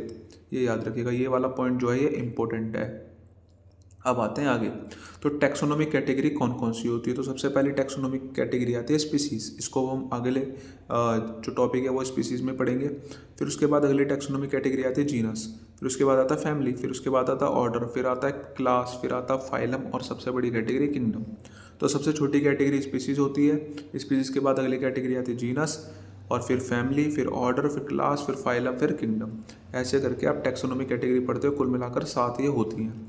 अब इनको रटने की मैं आपको ट्रिक बता देता हूँ। तो ट्रिक देखिए बच्चों, ये है, ऐसे रट लीजिए SGFOCPK। SGFOCPK, एस माने स्पीसीज, जी माने जीनस, एफ माने फैमिली, ओ माने ऑर्डर, सी माने क्लास, पी माने फाइलम एंड के माने किंगडम। तो इसको तोड़ के पढ़िए SGFOCPK। तो ऐसे आप इसको रट सकते हो। अब हम चलते हैं इसमें आगे चैप्टर में। अगर आपको कोई डाउट है तो आप कमेंट सेक्शन में बता दीजिएगा। तो बच्चों अब पहली टैक्सोनॉमिक कैटेगरी आती है जिसका नाम है स्पीसीज। स्पीसीज होती क्या है, जैसे आपने हिंदी में पढ़ा होगा कि जैसे आपने डिस्कवरी चैनल जैसे देखते हैं उसमें एनिमल्स के बारे में बताते हैं, तो बताते हैं कि भाई हर एक जो जानवर है उसकी अपनी एक प्रजाति होती है। उसी जाति की बात नहीं चल रही यहाँ पे, जाति तो इंसानों में हमने बना रखी है कि हमारी इसकी जाति है, इसकी जाति है, ये यहाँ पर ये सब नहीं चलता। तो याद रखिएगा, एनिमल्स जो होते हैं उनकी अपनी अपनी प्रजातियाँ होती हैं, उन्हीं प्रजातियों को आप बोलते हैं स्पीसीज इंग्लिश में। तो स्पीसीज क्या होता है, हर एक ऑर्गेनिज्म जो होता है, ठीक है, जैसे हम इंसान हैं या फिर कोई भी दूसरा कोई भी ऑर्गेनिज्म जैसे कैट है, डॉग है, ये सब अपनी एक प्रजाति है जानवरों में। ऐसी प्लांट्स में भी अपनी अपनी उनकी प्रजातियाँ होती हैं, इसी को आप स्पीसीज कह देते हैं। तो अब हम पढ़ते हैं व्हाट इज स्पीसीज। स्पीसीज होती क्या है, तो it is the basic and lowest taxonomic category. देखिए टैक्सोनॉमिकल कैटेगरीज हमने पढ़ी, तो सबसे पहले जो टैक्सोनॉमिक कैटेगरी कौन है, स्पीसीज है। तो इसलिए सबसे बेसिक यानी कि सबसे पहली और लोवेस्ट माने सबसे छोटी टैक्सोनॉमिकल कैटेगरी है। अब इसके बाद जो आगे आगे आएंगी वो बढ़ती चली जाएंगी टैक्सोनॉमिक कैटेगरी। तो इसलिए याद रखिएगा ये वाला पॉइंट इंपॉर्टेंट है कि स्पीसीज जो है वो सबसे बेसिक और सबसे लोवेस्ट टैक्सोनॉमिक कैटेगरी है। और ऐसे अगर मैं बोलूँ सबसे लार्ज और सबसे हाईएस्ट टैक्सोनॉमिक कैटेगरी कौन सी है, तो वो होगी हमारी एंड वाली किंगडम। ठीक है बच्चों, ये आपको समझ में आ गया होगा। अब हम पढ़ते हैं स्पीसीज की डेफिनेशन क्या है। तो species is a group of organism with fundamental similarities. जो भी ऑर्गेनिज्म एक जैसे दिखते हैं या एक जैसे होते हैं उनको हम मिला करके उनका एक ग्रुप बनाते हैं, उसी ग्रुप को आप क्या कहते हो, स्पीसीज। जैसे आपको पता है कैट्स, तो कैट्स में चाहे कैसे भी किसी भी तरीके की दिखने वाली कैट हो वो सारी कैट्स में आएंगी। क्यों आएंगी, क्योंकि उन सबके कुछ कैरेक्टर्स होते हैं जो मिलते जुलते हैं, इसी वजह से आप कैट्स में डालोगे। ऐसी डॉग्स जो है हमारे, चाहे उनकी डॉग्स की अलग अलग ब्रीड्स हो, लेकिन सबको डॉग्स में पढ़ेंगे हम। क्यों, क्योंकि उन सबके कुछ बेसिक कैरेक्टर्स हैं जो मिलते हैं। तो कोई भी ऑर्गेनिज्म जिनके एक जैसे बेसिक कैरेक्टर्स मिलते हैं उन सबको मिला करके हमने ग्रुप बना रखा है जिसको आप कहते हो स्पीसीज। तो ये तो इसकी है सिंपल डेफिनेशन जो आपकी एनसीईआरटी की है। तो क्या लिखा है, species is a group of organism with fundamental similarities. जो उनकी बेसिक सिमिलरिटीज हैं वो मिलती है, उन्हीं ऑर्गेनिज्म के ग्रुप को आप क्या कहते हो, स्पीसीज या प्रजाति। अब जो डेफिनेशन मैंने अलग से दी है इसको आप समझिएगा तो इससे आपको और अच्छे समझ में आएगा व्हाट इज स्पीसीज होती क्या है। तो species is a group of organism that are morphological and anatomical similar. Species उन ऑर्गेनिज्मों का ग्रुप होता है जो मॉर्फोलॉजिकल और एनाटॉमिकल सिमिलर होते हैं। मतलब मॉर्फोलॉजिकल माने बाहर से दिखने में भी सेम है, और एनाटॉमिकल माने बॉडी के अंदर से भी अगर आप उनको काट कर देखोगे तो वैसे भी सेम ही दिखेंगे। तो स्पीसीज उन ऑर्गेनिज्मों का ग्रुप होता है जो बाहर से और अंदर दोनों तरीके से दिखने में सेम होते हैं, and are also capable for interbreed. वो क्या कर सकते हैं, इंटरब्रीड कर सकते हैं, मतलब वो कैपेबल होते हैं रिप्रोडक्शन करने के, आपस में रिप्रोडक्शन कर सकते हैं वो ऑर्गेनिज्म जो एक ही स्पीसीज में होंगे, एंड प्रोड्यूसिंग ऑस्प्रिंग्स या प्रोजनी, और वो ऑस्प्रिंग बना सकते हैं यानी कि अपने बच्चे पैदा कर सकते हैं। ऑस्प्रिंग को आप प्रोजनी भी कह सकते हो यानी कि संतान उत्पत्ति कर सकते हैं। तो कोई भी ऑर्गेनिज्म का ग्रुप जो देखने में सेम होता है अंदर से और बाहर से, और वो रिप्रोडक्शन करके जो संतान है उनकी उत्पत्ति कर सकता है, उन्हीं ऑर्गेनिज्मों को आप एक स्पीसीज कहते हो कि वो एक ही स्पीसीज के हैं। अलग अलग स्पीसीज के ऑर्गेनिज्म जो हैं वो इंटरब्रीड नहीं कर सकते और ना ही ऑस्प्रिंग प्रोड्यूस कर सकते हैं। तो इसी वजह से स्पीसीज आपको अच्छे समझ में आ गया होगा। जैसे मैं आपको बता दूं, जैसे हमारे डॉग्स होते हैं, डॉग्स की बहुत सारी ब्रीड है, लेकिन किसी भी ब्रीड का डॉग किसी के दूसरे ब्रीड के डॉग के साथ रिप्रोडक्शन करके ऑस्प्रिंग प्रोड्यूस कर सकता है। क्यों, क्योंकि वो एक ही स्पीसीज है। लेकिन अगर डॉग और कैट आपस में रिप्रोडक्शन करेंगे तो वो इस ऑस्प्रिंग प्रोड्यूस नहीं कर सकते, या कह सकते हो उनके बच्चे पैदा नहीं हो सकते। क्यों, क्योंकि they are both different kind of the species, वो दोनों अलग अलग स्पीसीज है। तो आपको समझ में आ गया होगा कि स्पीसीज किसे कहते हैं। अब हम पढ़ते हैं जो आपकी एनसीईआरटी में स्पीसीज के एग्जाम्पल दे रखे हैं। तो जैसे आपने पढ़ा था जो मैंगो है, मैंगो का साइंटिफिक नेम क्या था, मैंगीफेरा इंडिका। तो उसमें जो इंडिका है हमारा, ये किसको रिप्रेजेंट करता है, स्पीसीज को। ये आपको पढ़ाया था भाई, स्पेसिफिक एपिथेट को तो स्पीसीज कहते हैं। फिर आते हैं अगले पे, तो Solanum tuberosum. Solanum tuberosum scientific name है किसका, पोटैटो का। आलू जो आप खाते हो उसका साइंटिफिक नेम है हमारा साइंस में सोलेनम ट्यूबरोसम। अब जो ट्यूबरोसम है यहाँ किसको रिप्रेजेंट करता है, स्पीसीज को, स्पेसिफिक एपिथेट को। फिर आता है लायन। लायन का साइंटिफिक नेम है पैंथेरा लियो। तो पैंथेरा लियो लायन का साइंटिफिक नेम है, और इसमें जो लियो है ये किसको रिप्रेजेंट करता है, लायन की स्पीसीज को।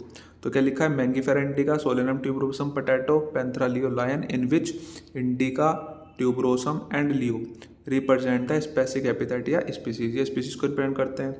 और जो इनके नाम के आगे के वर्ड है, जो मैंगीफेरा है, जो सोलेनम है और जो पैंथेरा है, ये किसको रिप्रेजेंट करते हैं, तो first word Mangifera, Solanum, Panthera, they represent the genus. आपने पढ़ा ही है कि भाई जो नाम होता है, साइंटिफिक नेम होता है, उसका आगे का लेटर, आगे का जो वर्ड होता है वो रिप्रेजेंट करता है जीनस को। तो याद रखिएगा मैंगीफेरा, सोलेनम और पैंथरा किसको रिप्रेजेंट करते हैं यहाँ पे? जीनस को। तो यहाँ तक आपको समझ में आ गया होगा। अब एक बहुत इंपॉर्टेंट पॉइंट है ये वाला लास्ट। क्या पॉइंट है? ईच जीनस, जो एक जीनस होता है हमारा, मे हैव वन और more than one specific epithet या स्पीसीज। एक ही जीनस जो है हमारा, उसके एक या एक से ज़्यादा अलग अलग स्पीसीज हो सकती है। मतलब जीनस तो एक ही होगा, लेकिन उस जीनस की एक से ज़्यादा अलग अलग स्पीसीज हो सकती है। अब वो मैं आपको एग्जाम्पल के तौर पे समझाता हूँ। तो बच्चों, अभी आपने पढ़ा था लायन का साइंटिफिक नेम था पैंथरा लियो। अब जो पैंथरा था वो क्या था? आपका जीनस था। ये आपने पढ़ा था किसका? लायन का। अब जो पैंथरा जीनस है हमारा लायन का, उस पैंथरा के और भी दो अलग अलग डिफरेंट काइंड की स्पीसीज होती है। तो पैंथरा जो है वो जीनस होता है, और दूसरी दो स्पीसीज का, एक होता है स्पीसीज टिग्रिस और एक होता है पार्डस। टिग्रिस जो होती है हमारी, वो स्पीसीज होती है किसकी? टाइगर की। तो टाइगर जो है उसकी स्पीसीज का नाम टिग्रिस है, और उसका जो उसका जीनस है वो पैंथरा ही यूज़ करते हैं। ऐसे ही पार्डस लगता है लेपर्ड के लिए। लेपर्ड जो होता है तेंदुआ जिसे आप कह देते हैं, तो जो लेपर्ड है हमारा, उसकी जो स्पीसीज है उसका नाम है पार्डस, लेकिन उसका जो जीनस है वो पैंथरा है। क्यों है? क्योंकि सब एक जैसे दिखते हैं, इसलिए सबका एक ही जीनस लगा दिया इन्होंने। तो देखिए आपको नीचे वाले पॉइंट समझ में आएगा। तो पैंथरा टिग्रिस साइंटिफिक नेम है टाइगर का, पैंथरा पार्डस साइंटिफिक नेम है लेपर्ड का, और पैंथरा लियो साइंटिफिक नेम है लायन का। तो तीनों में क्या कॉमन है? तीनों में जीनस एक ही है, पैंथरा पैंथरा पैंथरा। क्यों? क्योंकि तीनों एक जैसे दिखते हैं शक्ल से। इसी वजह से जो जीनस है वो इनका सेम है, लेकिन इनकी जो स्पीसीज है वो अलग अलग है। ठीक है बच्चों? तो पहला आपको एग्जाम्पल जो है वो समझ में आ गया होगा। दूसरा एग्जाम्पल क्या है? सोलेनम। Solanum tuberosum. अभी अभी आपने साइंटिफिक नेम पढ़ा था पोटैटो का। पोटैटो का साइंटिफिक नेम क्या होता है? Solanum tuberosum. उसके अलावा सोलेनम जो है हमारा, वो तो अलग अलग स्पीसीज के लिए और भी यूज़ करा जाता है। एक स्पीसीज है नाइग्रम और एक है मिलोंजिना। तो नाइग्रम और मिलोंजिना, इन दोनों स्पीसीज के लिए भी आप सोलेनम यूज़ करते हो एज ए जीनस। तो क्या लिखा है? Solanum include the another species like nigrum and melongena. इसका मतलब है सोलेनम तीन अलग अलग स्पीसीज के लिए यूज़ करा गया है। एक ही जीनस को तीन अलग अलग स्पीसीज के लिए। कौन कौन? एक तो आपने पढ़ा था ट्यूबरोसम, सोलेनम ट्यूबरोसम पढ़ा था, पोटैटो का साइंटिफिक नेम। तो ट्यूबरोसम स्पीसीज के लिए सोलेनम यूज़ करा गया, और एक नाइग्रम स्पीसीज के लिए करा गया प्लांट की, और एक मिलोंजिना। इन तीनों अलग अलग स्पीसीज के लिए एक ही आपने जीनस यूज़ करा जिसका नाम है सोलेनम। तो अब जो अगला पॉइंट है उसमें क्या है कि ह्यूमन। ह्यूमन का साइंटिफिक नेम होता है होमो सैपियंस। तो देखिए क्या लिखा है, scientific name for human is Homo sapiens.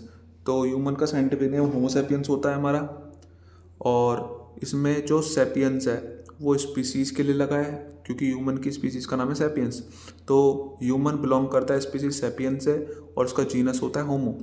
तो जीनस ह्यूमन जो है हमारा उसका होमो है, और स्पीसीज उसकी सैपियंस है, इसलिए साइंटिफिक नेम ह्यूमन का क्या बना? Homo sapiens. तो ये आपको समझ में आ गया होगा बच्चों। तो अगर इसमें कोई डाउट अभी भी आपका रह गया है तो आप कमेंट सेक्शन में बता सकते हैं, मैं आपको क्लियर कर दूंगा। अब चलते हैं अगली टैक्सोनॉमी कैटेगरी जिसका नाम है जीनस। तो बच्चों अब सेकंड टैक्सोनॉमिक कैटेगरी आती है जिसका नाम है जीनस। अब आता है व्हाट इज जीनस। तो आपने इससे पहले टैक्सोनॉमिक कैटेगरी पढ़ी थी जिसको कहते थे स्पीसीज। स्पीसीज क्या होता था कि जो ऑर्गेनिज्म एक जैसे दिखते थे और आपस में रिप्रोडक्शन कर सकते थे, उनको आप बोलते थे कि वो एक ही स्पीसीज के ऑर्गेनिज्म है। अब आपने देखा होगा बहुत सी अलग अलग स्पीसीज के ऑर्गेनिज्म भी आपस में मिलते जुलते हैं। जैसे आपको पता है कि भाई लायन होता है, और फिर लेपर्ड भी होता है, और फिर टाइगर भी होता है। ये तीनों दिखने में, चाहे इनका जो बॉडी का जो कलर है वो अलग अलग लगता हो, लेकिन इनका जो फेस है वो लगभग देखने में सेम लगता है। तो जीनस इसी को कहते हैं। जो भी स्पीसीज रिलेटेड होती है आपस में, यानी कि मिलती जुलती होती है, उन सभी स्पीसीज को हमने मिला करके एक नए ग्रुप में डाल दिया जिसका नाम रखा गया है जीनस। मतलब रिलेटेड स्पीसीज, यानी कि जो स्पीसीज आपस में रिलेट करती हो थोड़ा बहुत, यानी कि मिलती जुलती हो, उन सबको हमने एक ग्रुप में ही रख दिया जिसका नाम रखा गया जीनस। और ऐसे जीनस जो मिलते जुलते होंगे ऑर्गेनिज्मों के, उनको मिलाकर अगली कैटेगरी बना देंगे। तो बहुत ईजी है। तो आपने सबसे पहले कैटेगरी पढ़ी स्पीसीज, अब आता है जीनस। तो जीनस क्या है? Genus is a group of the related species. जो भी स्पीसीज रिलेट करती है उन सब के ग्रुप को हम क्या कहते हैं? जीनस। यानी कि आपस में मिलती जुलती स्पीसीज को हम एक ग्रुप में डाल देते हैं जिनको हम बोलते हैं जीनस। अब एग्जाम्पल के तौर पे मैं आपको और अच्छे समझाता हूँ। जैसे आपको पता है भाई लायन, लायन जो है इसका साइंटिफिक नेम है पैंथरा लियो। लेपर्ड है, लेपर्ड का साइंटिफिक नेम है पैंथरा पार्डस। और टाइगर है, उसका साइंटिफिक नेम है पैंथरा टिग्रिस। तीनों आपस में मिलते जुलते हैं, इसलिए इन तीनों का एक ही जीनस है। अलग अलग स्पीसीज है लेकिन जीनस एक है, तो इसलिए डिफरेंट स्पीसीज जो हैं उनको आपने मिला करके एक नया ग्रुप बनाया जिसको बोला गया जीनस। तो डिफरेंट स्पीसीज हैं लेकिन मिलती जुलती है, रिलेटेड है, इसे related species of different kind are grouped into a next taxonomical category called the genus. Genera या genus are aggregates of the close related species. इसका क्या मतलब है, जो जीनस होता है वो रिलेटेड स्पीसीज को क्या करता है, एग्रीगेट कर देता है, मतलब जोड़ देता है, यानी कि मिला देता है। भाई आपने पढ़ा भी कि लायन है, लेपर्ड है और टाइगर है, ये दोनों तीनों जितने भी हैं ये देखने में इनका फेस है वो सेम सेम सा है, इसलिए इन्होंने जो क्लोजली रिलेटेड स्पीसीज थी जो मिलती जुलती थी उनको एग्रीगेट कर दिया। एग्रीगेट माने मिला दिया, किसने, जीनस ने। तो ये इसका पॉइंट है। तो जीनस क्या करता है, एग्रीगेट्स करता है, यानी कि मिला देता है क्लोजली रिलेटेड स्पीसीज को, जो भी स्पीसीज रिलेट करेगी। अब अगला एग्जांपल आता है आपका पटैटो। पटैटो का साइंटिफिक नेम आपने अभी थोड़ी देर पहले पढ़ा था, सोलेनम ट्यूबरोसम। उसके बाद ऐसी ब्रिंजल है। अब पटैटो और जो ब्रिंजल है ये दोनों अलग अलग प्लांट की स्पीसीज हैं, लेकिन दोनों ना मिलते जुलते हैं थोड़े थोड़े, जैसे सब्जी में दोनों को यूज़ करते हैं। तो पटैटो और ब्रिंजल दोनों अलग अलग स्पीसीज होती हैं, बट इन दोनों का एक ही जीनस है जिसका नाम रखा गया है सोलेनम। जैसे यहाँ पे जो लायन का साइंटिफिक नेम था लियो था, लेपर्ड का साइंटिफिक नेम था पार्डस, टाइगर का साइंटिफिक नेम था टिग्रिस।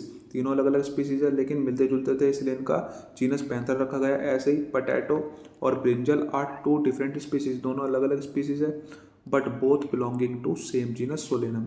लेकिन जो दोनों हैं उनका एक ही जीनस है जिसका नाम रखा गया सोलेनम। अब ये वाला पॉइंट तो मैंने आपको समझा ही दिया। अब ऐसे ही कैट के जीनस का नाम रखा गया फेलिस। तो याद रखिएगा, कैट्स, जो कैट्स होती हैं हमारी, उनके जीनस को क्या बोलते हैं, फेलिस।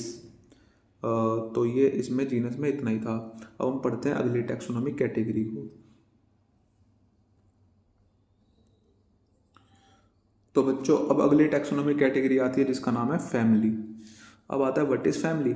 तो आपने सबसे पहले पढ़ा स्पीसीज, और जो स्पीसीज मिलती जुलती थी, जो रिलेट करती थी, उन सबको मिलाकर आपने एक नई टैक्सोनॉमिक कैटेगरी बनाई जिसका नाम रखा है जीनस। ऐसी जो ऑर्गेनिज्मों के अलग अलग जीनस है लेकिन वो मिलते जुलते हैं, यानी कि रिलेटेड जीनस जो हैं, जो भी ऑर्गेनिज्मों के जीनस रिलेटेड करते हैं, उन सभी रिलेटेड जीनस को मिला करके हमने एक नया ग्रुप बना दिया जिसका नाम रखा गया फैमिली। तो समझ में आ गया बच्चों, यानी कि ग्रुप ऑफ रिलेटेड जीनस। तो इसलिए क्या लिखा है, फैमिली क्या, it is a group of the related genus. जो भी अलग अलग हमारे जीनस है लेकिन वो रिलेट करते हैं, आपस में मिलते जुलते हैं ऑर्गेनिज्मों के, उनके कैरेक्टर खुद मिलते जुलते हैं। वो कैसे मिलते जुलते हैं तो आपको एग्जाम्पल समझ में आ जाएगा। सो इसलिए फैमिली क्या है, ये जो रिलेटेड जीनस है, यानी कि जो ऑर्गेनिज्मों के जीनस आपस में थोड़े बहुत मिल जाते हैं, उनको आप क्या करते हो, एक नए टैक्सोनॉमिक कैटेगरी में डालते हो जिसका नाम रखा गया है फैमिली। तो family is a group of related genus. अब एग्जाम्पल के तौर पे जैसे हम समझ जाते हैं, तो देखिए मैं आपको ये वाला एग्जाम्पल बताता हूँ पहले। तो मैं आपको पहले ये वाला एग्जाम्पल बताता हूँ क्योंकि ये ईजी है। देखिए क्या है, एग्जाम्पल है जीनस पैंथरा। आपको पता है पैंथरा जो जीनस है किस किस के लिए यूज़ करा जाता है, लायन के लिए, टाइगर के लिए, लेपर्ड के लिए। तो लायन, टाइगर, लेपर्ड, इन तीनों का जीनस है पैंथरा। और ऐसे ही जो कैट है, कैट का जीनस है फेलिस। अब आपको पता है टाइगर जो है, लायन जो है, लेपर्ड है, ये हैं बिग कैट्स, और जो हमारी स्मॉल कैट्स होती हैं उनका जीनस है फेलिस। लेकिन ये दोनों बिग कैट्स और स्मॉल कैट्स आपस में मिलती जुलती है, इनका थोड़ा थोड़ा फेस मिलता है। इसी वजह से इन दोनों अलग अलग जो जीनस है इनको मिला करके आपने एक ग्रुप में डाल दिया जिसका नाम रखा गया फैमिली, और उस फैमिली का नाम क्या रखा गया, फैलिडेई। तो जो कैट्स की फैमिली, अब यहाँ पे सीधा कैट आ गया। अब यहाँ पर जो कैट्स हैं, कैट्स में सब आ गए, बिग कैट्स और स्मॉल कैट्स। तो कैट्स का जो फैमिली है उसका नाम रखा गया फैलिडेई। और फैलिडेई जो कैट्स की फैमिली है उसके अंदर दो अलग अलग तरीके के जीनस है कैट्स के। बिग कैट्स का जीनस है पैंथरा और स्मॉल कैट्स का जीनस है फेलिस। तो ये आपको समझ में आ रहा होगा कि ऐसे करते करते आप ऑर्गेनिज्म को मिलाते जाएंगे। ऊपर की तरफ टैक्सोनॉमिक कैटेगरी में जाओगे तो ऐसे ही आप ऑर्गेनिज्म को जोड़ते चले जाओगे और ऊपर जाओगे, और अगर नीचे यानी कि टैक्सोनॉमिक कैटेगरी में नीचे की तरफ आओगे जैसे किंगडम से स्पीसीज की तरह, तो ऑर्गेनिज्मों को बांटते हुए, तोड़ते हुए अंदर की नीचे की तरफ आओगे। तो बच्चों अब हम समझते हैं पॉइंट टू पॉइंट। तो फैमिली तो आपको समझ में आ गया, फैमिली क्या है, ग्रुप ऑफ रिलेटेड जीनस, जो भी जीनस रिलेट करेंगे उन्हें मिला करके फैमिली बना दिया। फिर family are characterized on the basis of vegetative and reproductive feature of the plant species.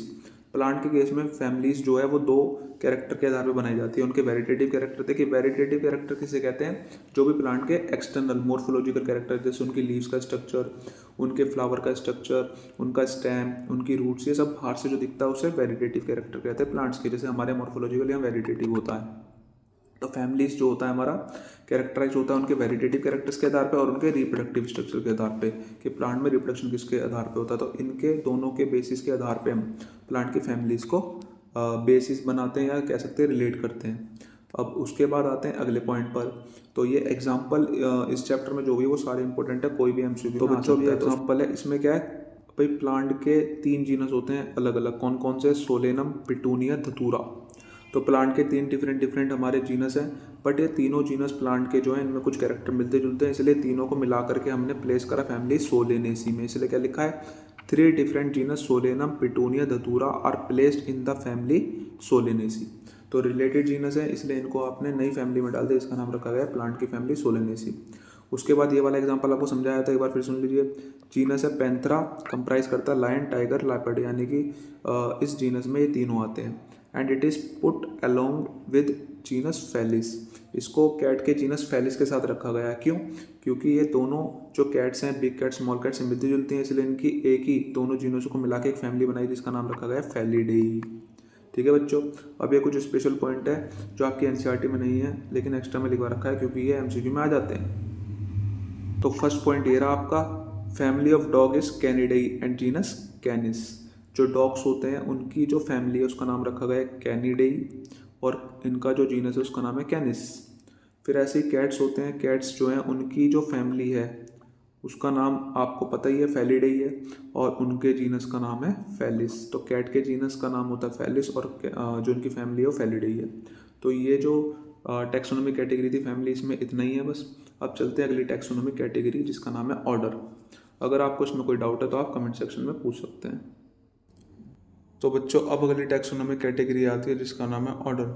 तो अब ऑर्डर होता क्या है, तो आपने इससे पहले जो टैक्सोनॉमी कैटेगरी पढ़ी थी उसका नाम था फैमिलीज़। तो अब जो फैमिलीज़ आपस में मिलती जुलती हैं अलग अलग ऑर्गेनिजम्स की, मतलब अलग अलग ऑर्गेनिजम्स की जो फैमिलीज़ आपस में रिलेटेड होती हैं, उनके कुछ कैरेक्टर्स मिलते हैं, तो उन सभी फैमिलीज़ को मिला करके हमने अलग एक नया ग्रुप बना दिया, एक नई कैटेगरी बना दी जिसको बोलते हैं ऑर्डर। अब एग्जांपल के तौर पे मैं आपको समझाता हूँ। जैसे हमें पता है कि भाई कैट की जो फैमिली होती है उसका नाम है फैलिडेई और जो डॉग्स है उनकी फैमिली का नाम है कैनिडेई। तो कैट की फैमिली फैलिडेई और डॉग की फैमिली कैनिडेई। अब ये जो दोनों हमारी फैमिलीज़ हैं अलग अलग कैट्स की और डॉग्स की, इनके कुछ कैरेक्टर्स मिलते हैं। अब जैसे क्या कैरेक्टर्स मिलते हैं, तो ये दोनों जो होते हैं वो कार्निवोरस होते हैं। कार्निवोरस माने मांस खाने वाले होते हैं। तो इसी कैरेक्टर्स के आधार पे और उसके अलावा इन दोनों ही ऑर्गेनिजम्स जो होते हैं इनके नाखून होते हैं। तो नाखून होते हैं और इनके कैनाइन टीथ होते हैं। कैनाइन टीथ माने जो इनके वो वाले दांत होते हैं जिससे ये मांस को फाड़ सकते हैं। इन्हीं कुछ बेसिक कैरेक्टर, और एक कैरेक्टर ये भी होता है कि ये दोनों ही, चाहे डॉग्स हो चाहे हमारी कैट्स हो, दोनों ही जीभ से पानी को पीते हैं, यानी कि लिक्विड को ये जीभ से चाट करके पीते हैं।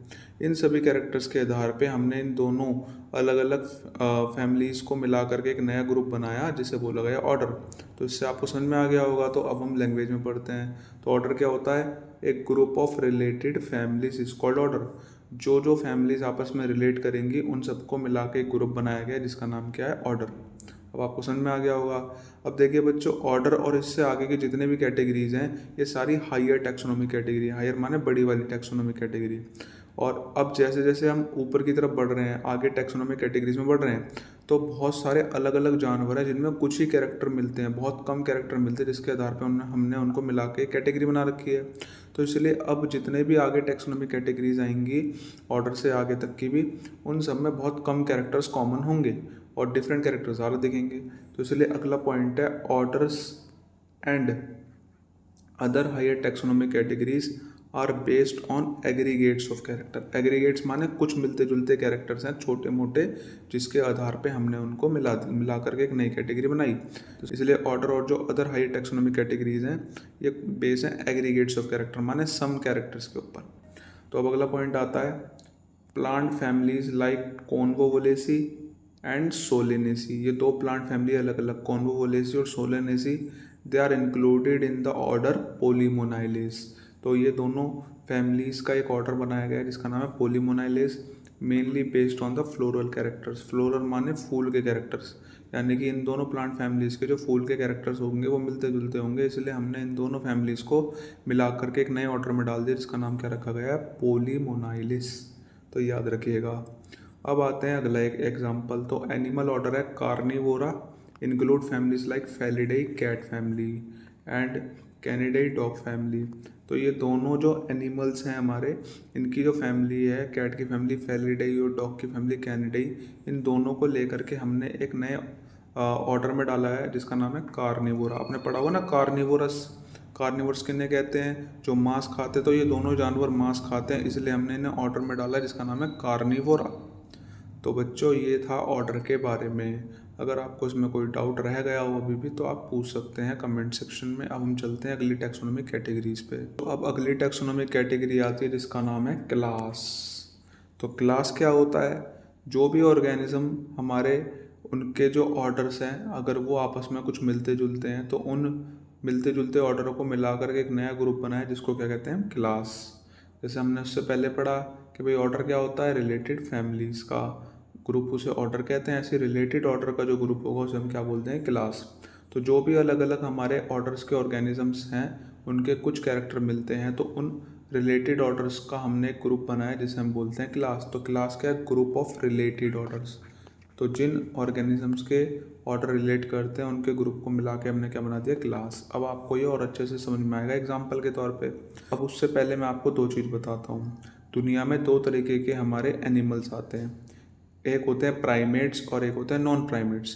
प्राइमेट्स किन्हें कहते हैं, और प्राइमेट्स को ही हम प्राइमेटा ऑर्डर कहते हैं। अब ये होते कौन है, जो दो पैरों पे चलते हैं। जैसे हम इंसान हैं, दो पैरों पे चलते हैं। गोरिल्लास, मंकी, ये भी दो पैरों पे इजीली चल सकते हैं, तो इन्हें प्राइमेट्स कहते हैं।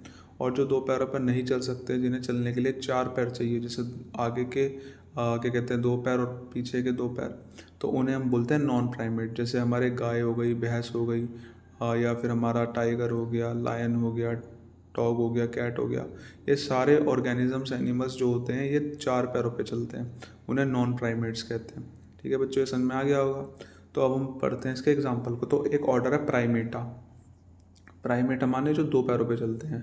तो ऑर्डर प्राइमेटा में कौन कौन आता है, include humans, monkeys, gorilla and Gibbons. ये सारे हमारे ह्यूमन के बाद जितने भी हैं सारे, ये सब चिंपैंजी, मंकी, ये वाली कैटेगरी के हैं।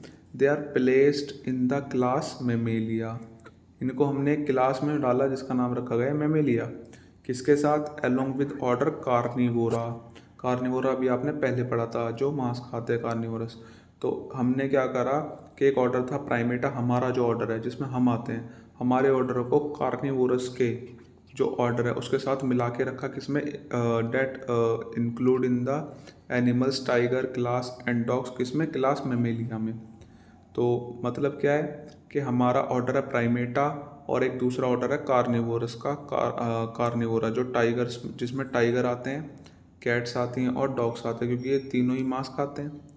ठीक है बच्चों, तो ये जो ऑर्डर है हमारा कार्निवोरा और जो हमारा ऑर्डर है प्राइमेटा, इन दोनों को मिला करके हमने एक क्लास बनाई है, एक क्लास में डाला जिसका नाम क्या है, मेमेलिया। तो क्लास मेमेलिया आपने पढ़ा होगा ना, मैमल्स, उसी को कहते हैं। तो क्योंकि भाई जो हमारे प्राइमेट्स होते हैं, ह्यूमन, मंकी, गोरिल्ला, गिबन्स, ये, और हमारे जो कार्निवोरस हैं उसमें जो हमारे टाइगर, कैट्स, डॉग्स, लायन, सब, ये सब के सब जितने भी एनिमल्स हमारे हैं, इनका एक कैरेक्टर कॉमन है कि इन सब के पास मेमोरी ग्लैंड्स होते हैं। मेमोरी ग्लैंड किन्हें कहते हैं, जो अपने बच्चों को दूध पिलाती हैं, फीमेल्स।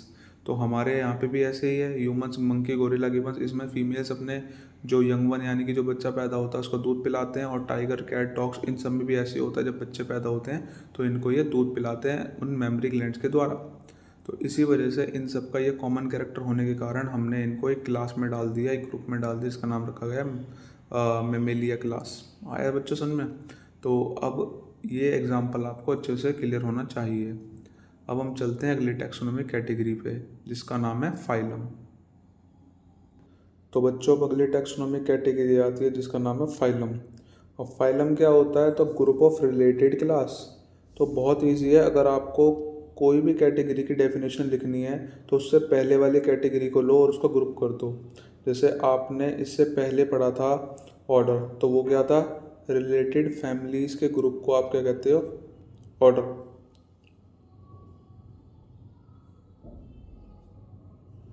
और ऐसे ही आपने पढ़ा था रिलेटेड ऑर्डर के ग्रुप को आप क्या कहते हो, क्लास कहते हो। ऐसे रिलेटेड क्लास के ग्रुप को क्या कहोगे, फाइलम। तो ग्रुप ऑफ रिलेटेड क्लास, अलग अलग ऑर्गेनिजम्स की, एनिमल्स की जो भी क्लासेस आपस में रिलेट करती है तो उन सभी क्लास के ग्रुप को हम क्या बोल देते हैं, फाइलम। तो इसलिए group of related class is called phylum. अब फाइलम जो होता है प्लांट के केस में हम उसे फाइलम नहीं कहते, उसको हम दूसरे नाम से बोलते हैं जिसका नाम है डिवीज़न। तो फाइलम किसके केस में बोलोगे, in case of animals only. तो एनिमल्स के केस में हम उन्हें क्या बोलेंगे, फाइलम बोलेंगे। और जो हमारे प्लांट्स हैं उनके केस में उन्हें क्या बोलते हैं, division. So in case of the plants phylum generally called division. फिर आते हैं कुछ क्लासेस पे। तो अलग अलग क्लासेस है फिशेस जिसमें मछली आती हैं, एम्फीबियन जिनमें मेंढक आते हैं जो ज़मीन और पानी दोनों पे रहते हैं उन्हें एम्फीबियंस कहते हैं। तो अलग अलग क्लासेस हैं हमारे पास, फिशेस, एम्फीबियन, रेप्टाइल्स। रेप्टाइल्स में सरीसृप आते जो रेंग के चलते, जैसे सांप हो गया, बर्ड्स, और जो हमारे मैमल्स हैं जिसमें हम आते हैं। They all are constitute the phylum Chordata. तो क्या है कि भाई जितने भी सारे हमारी अलग अलग डिफरेंट क्लासेस हैं, फिशेस हैं, एम्फीबियंस है, रेप्टाइल्स है, बर्ड्स है, मैमल्स है, इन सबको मिला करके हमने एक फाइलम में डाला है जिसका नाम क्या रखा गया है, कॉर्डेटा। अब ये सारी क्लासेस जो हैं इनको हमने फाइलम कॉर्डेटा में क्यों रखा, क्योंकि इनके बीच में कोई कॉमन कैरेक्टर होना चाहिए जो रिलेट करता हो सब में। इसी वजह से तो हमने अलग कैटेगरी बना करके इनको डाल दिया फाइलम, जिसका नाम क्या रखा है, कॉर्डेटा। तो क्या इन सब में कॉमन कैरेक्टर होता है, तो देखिए जितने भी फिशेस हैं, एम्फीबियंस है, रेप्टाइल्स है, बर्ड्स है, मैमल्स है, इन सब के पास एक कॉमन कैरेक्टर होता है कि इनके पास एक डोर्सल स्ट्रक्चर होता है जिसका नाम होता है नोटोकॉर्ड। अब नोटोकॉर्ड क्या होता है, जैसे आपको पता है हमारी बैकबोन होती है, रीढ़ की हड्डी होती है, उसे हम वर्टिब्रल कॉलम कहते हैं। अब ये जो बैकबोन है हमारी, शुरुआती टाइम में ये एक स्ट्रक्चर में थी जिसका नाम था नोटोकॉर्ड। और जितने भी सब ऑर्गेनिजम्स होते हैं, fishes, amphibian, reptile, birds, mammals, इन सब के पास एक बैकबोन है, पीछे की तरफ एक सपोर्ट है जिसका नाम क्या रखा गया है, नोटोकॉर्ड। हमारे अंदर एडवांसमेंट है, इसी वजह से नोटोकॉर्ड आगे जाके डेवलप हो जाता है, रीढ़ की हड्डी जिसे कहते हैं वर्टिब्रल कॉलम। लेकिन सबके पास ये बैक स्ट्रक्चर है नोटोकॉर्ड, इसी वजह से इनको हमने कॉर्डेटा में रखा। कॉर्डेटा का मतलब क्या है, नोटोकॉर्ड से रिलेट है कि सबके पास एक बैक सपोर्ट है, एक बैकबोन है जिसका नाम नोटोकॉर्ड हमने रखा। अब इसको और अच्छे से हम पढ़ेंगे अगले चैप्टर में, जो हमारा आएगा आगे, किंगडम एनिमेलिया। उसमें बहुत अच्छे से इसमें एक्सप्लेन कर रखा है कि नोटोकॉर्ड होता क्या है, क्योंकि वहाँ फाइलम आएगा इसका कॉर्डेटा, तो उसमें और अच्छे से समझ में आएगा आपके। तो समझ में आ गया बच्चों। तो classes fishes, amphibian, reptile, birds, mammals, they are all constitute the phylum Chordata. इन सबको हमने फाइलम कॉर्डेटा में रखा है क्योंकि इन सब के पास एक कॉमन फीचर है। क्या है, तो all these based on the common feature like presence of notochord. सबके पास नोटोकॉर्ड है, एक पीछे बैक सपोर्ट है, सिलेंड्रिकल स्ट्रक्चर है हमारा, जैसे हमारी रीढ़ की हड्डी है ऐसे, and dorsal hollow neural system.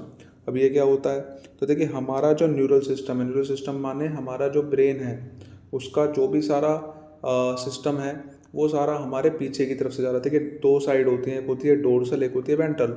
जैसे हमारा हथेली है, हथेली का जो हमारा आगे का पार्ट है उसे हम वेंट्रल कहते हैं और उसके पीछे के पार्ट को हम डोर्सल कहते हैं। जैसे हमारा जो चेस्ट है ये सारा हमारा वेंट्रल पार्ट होता है बॉडी का, और जो हमारी बैक है, कमर है, वो हमारा डोर्सल पार्ट होता है। तो हमारे पास जितने भी हम सब नोटोकॉर्ड्स में क्यों आते हैं, क्योंकि हमारे पास डोर्सल होलो न्यूरल सिस्टम है। होलो न्यूरल सिस्टम माने कि हमारे पीछे एक हमारी रीढ़ की हड्डी है, एक हमारी बैकबोन है, उसके अंदर से हमारे न्यूरल सिस्टम जा रहा है। न्यूरल सिस्टम माने हमारे जो ब्रेन होता है, ब्रेन से बहुत सारी नर्व्स निकलती हैं। ऐसे समझ लीजिए कि जैसे एक कंप्यूटर से तार निकलते हैं, किसी मशीन के तार होते हैं, ऐसे ही हमारे ब्रेन के बहुत सारे तार हैं जिन्हें नर्व्स कहते हैं। और ये सारे नर्व्स ना हमारे जो बैकबोन है, हमारी जो वर्टिब्रल कॉलम है, रीढ़ की हड्डी है, नोटोकॉर्ड है, उसके अंदर से जाते हैं।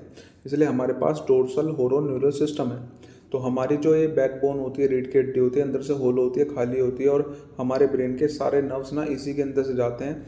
और इसी वजह से हम सबको एक फाइलम में डाला जिसका क्या नाम रखा है, कॉर्डेटा। अब ये और भी अच्छे से आप पढ़ोगे जब इसका चैप्टर आएगा एनिमल किंगडम चैप्टर 4, तब आपको फाइलम कॉर्डेटा के बारे में पूरा डिटेल में समझ में आएगा। अभी बस यहाँ पर थोड़ा बहुत ही इसमें एक्सप्लेन दे रखा है। तो बच्चों अब एक बहुत इंपॉर्टेंट पैटर्न अरेंजमेंट आता है आपका टैक्सोनॉमिक कैटेगरीज का। तो आपने स्पीसीज को पढ़ा, जीनस को पढ़ा, फैमिली को पढ़ा, ऑर्डर को पढ़ा, क्लास को पढ़ा, फाइलम को पढ़ा और किंगडम को पढ़ा।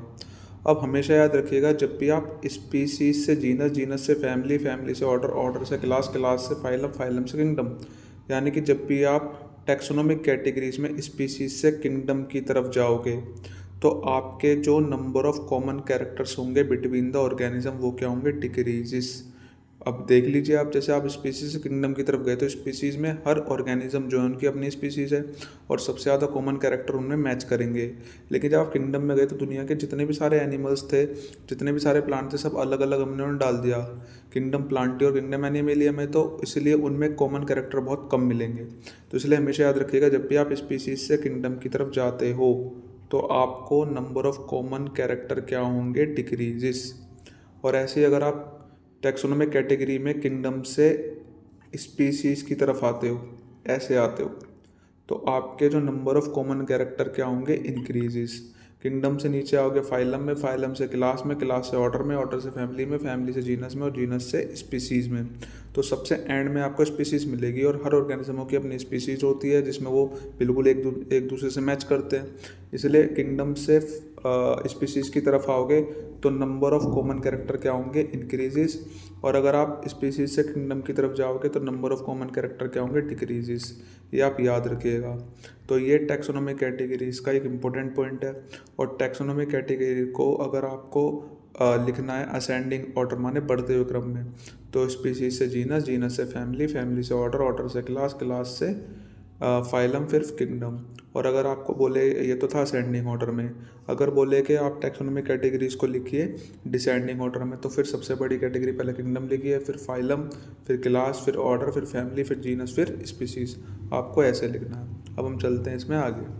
तो बच्चों अब इस चैप्टर से रिलेटेड कुछ 3 पॉइंट हैं, इनको पढ़ते हैं और एक टेबल है, फिर ये चैप्टर ख़त्म हो जाएगा। तो पढ़ते हैं पॉइंटों को। तो as we go higher from species to kingdom, जब आप स्पीसीज से किंगडम की तरफ जाते हो, यानी कि छोटी कैटेगरी से सबसे बड़ी कैटेगरी तक जाते हो, so number of the common characteristic goes on decreasing. तो जो कॉमन कैरेक्टर होंगे वो कम होंगे, डिक्रीज होंगे, ये आप समझ ही गए थे। तो स्पीसीज से जब किंगडम की तरफ जाते हो तो कॉमन कैरेक्टर कम होते हैं ऑर्गेनिज्मों के बीच के, और अगर आप किंगडम से स्पीसीज की तरफ जाते हो तो कॉमन कैरेक्टर जो होते हैं वो बढ़ जाते हैं ऑर्गेनिज्मों के बीच के। अब जो अगला पॉइंट है वो क्या है हमारा, तो हायर द कैटेगरी, जितनी बड़ी कैटेगरी होगी, greater is the difficulty of determining the relationship to other taxa at the same level. मतलब जितनी बड़ी टैक्सोनॉमिकल कैटेगरी होगी उतना ही ज़्यादा मुश्किल होगा अलग अलग ऑर्गेनिज्मों के बीच में रिलेशनशिप निकालने में। तो क्या बोला गया है, हायर द कैटेगरी, जितनी बड़ी कैटेगरी है, ग्रेटर इज द डिफिकल्टी, मतलब उतनी मुश्किल आएगी, डिटरमाइनिंग द रिलेशनशिप, मतलब उनके बीच में संबंध निकालने के लिए, किसमें, टू अदर टैक्सा, टैक्सा माने दूसरी category, eight the same level.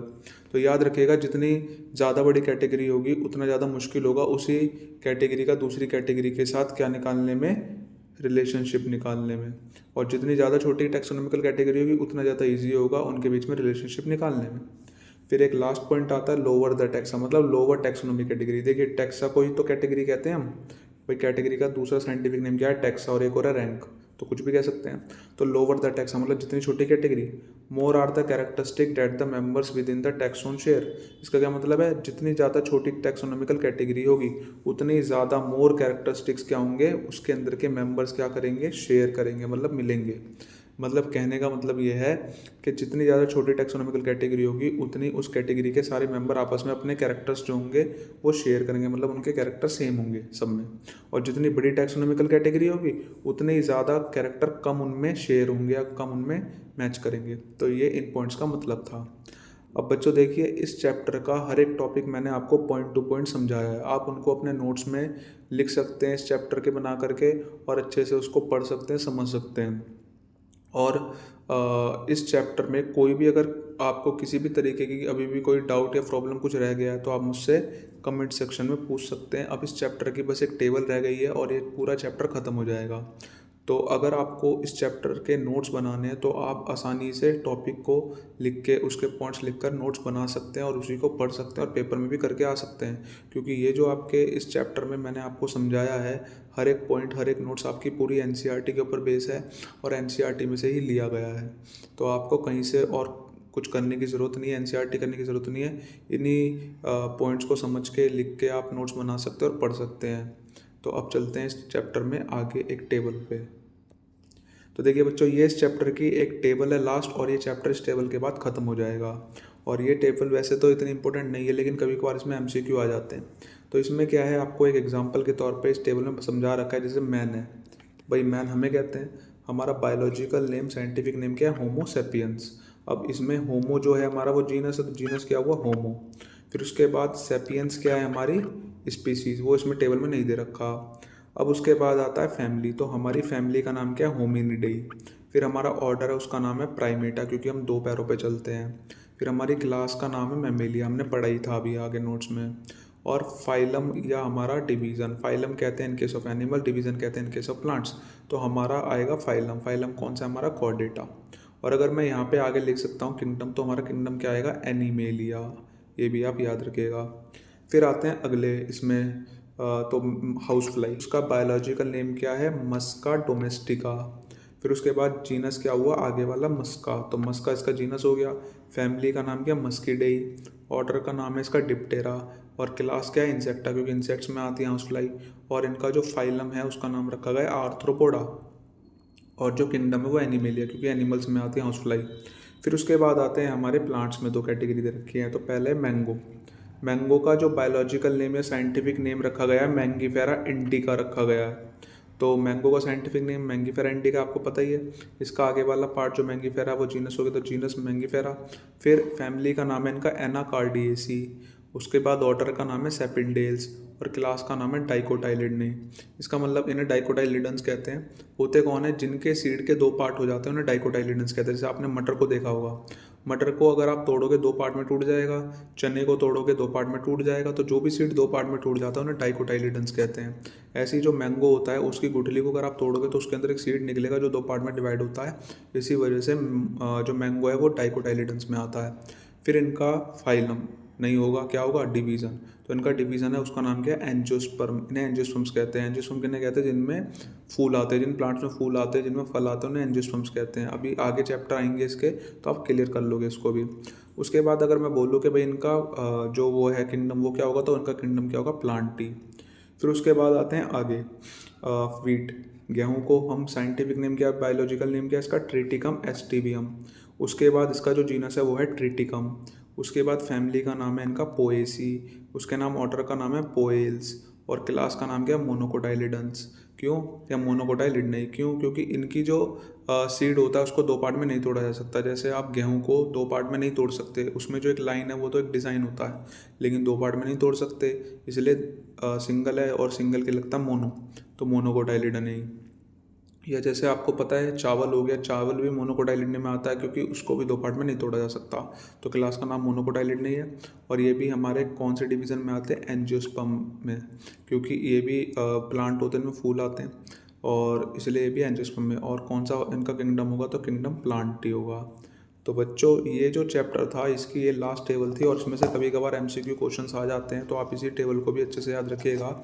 अभी लेटेस्ट इसमें जो क्वेश्चन आया था वो वीट का ही आया था, कि वीट का साइंटिफिक नेम क्या है, और एक हाउस फ्लाई का। तो बच्चों, ये भी इंपॉर्टेंट टेबल है। अब ये चैप्टर आपका पूरी तरह से ख़त्म हो चुका है, इसमें कुछ भी बाकी नहीं रह गया है। आपको जो इस वीडियो में समझाया, जो इस वीडियो में हर टॉपिक को क्लियर कराया, आप उसको समझिए, और ये चैप्टर आपका पूरा क्लियर हो जाएगा उससे ही। और हर क्वेश्चन आप इसका कर पाओगे चैप्टर का। और जो भी आपके इस चैप्टर में पॉइंट्स हैं वो आप अपने नोट्स बना करके ईजिली उनको लिख के अपना पढ़ सकते हैं। और अगर कभी भी कोई डाउट होता है तो आप इस वीडियो को देखकर फिर से समझ सकते हैं। और अगर उसके बावजूद भी अगर कोई आपका डाउट रह चुका है या नहीं आ रहा आपको समझ में, तो आप मुझे कमेंट सेक्शन में बताइए, मैं आपको समझा दूंगा। तो बच्चों, अगर आपको ये चैप्टर समझ में आया हो, वीडियो अच्छी लगी हो, तो चैनल को सब्सक्राइब करें और आगे के लिए अपडेट रहें, क्योंकि इस चैनल पर ऐसे ही नए नए चैप्टर्स की वीडियो आती रहेगी।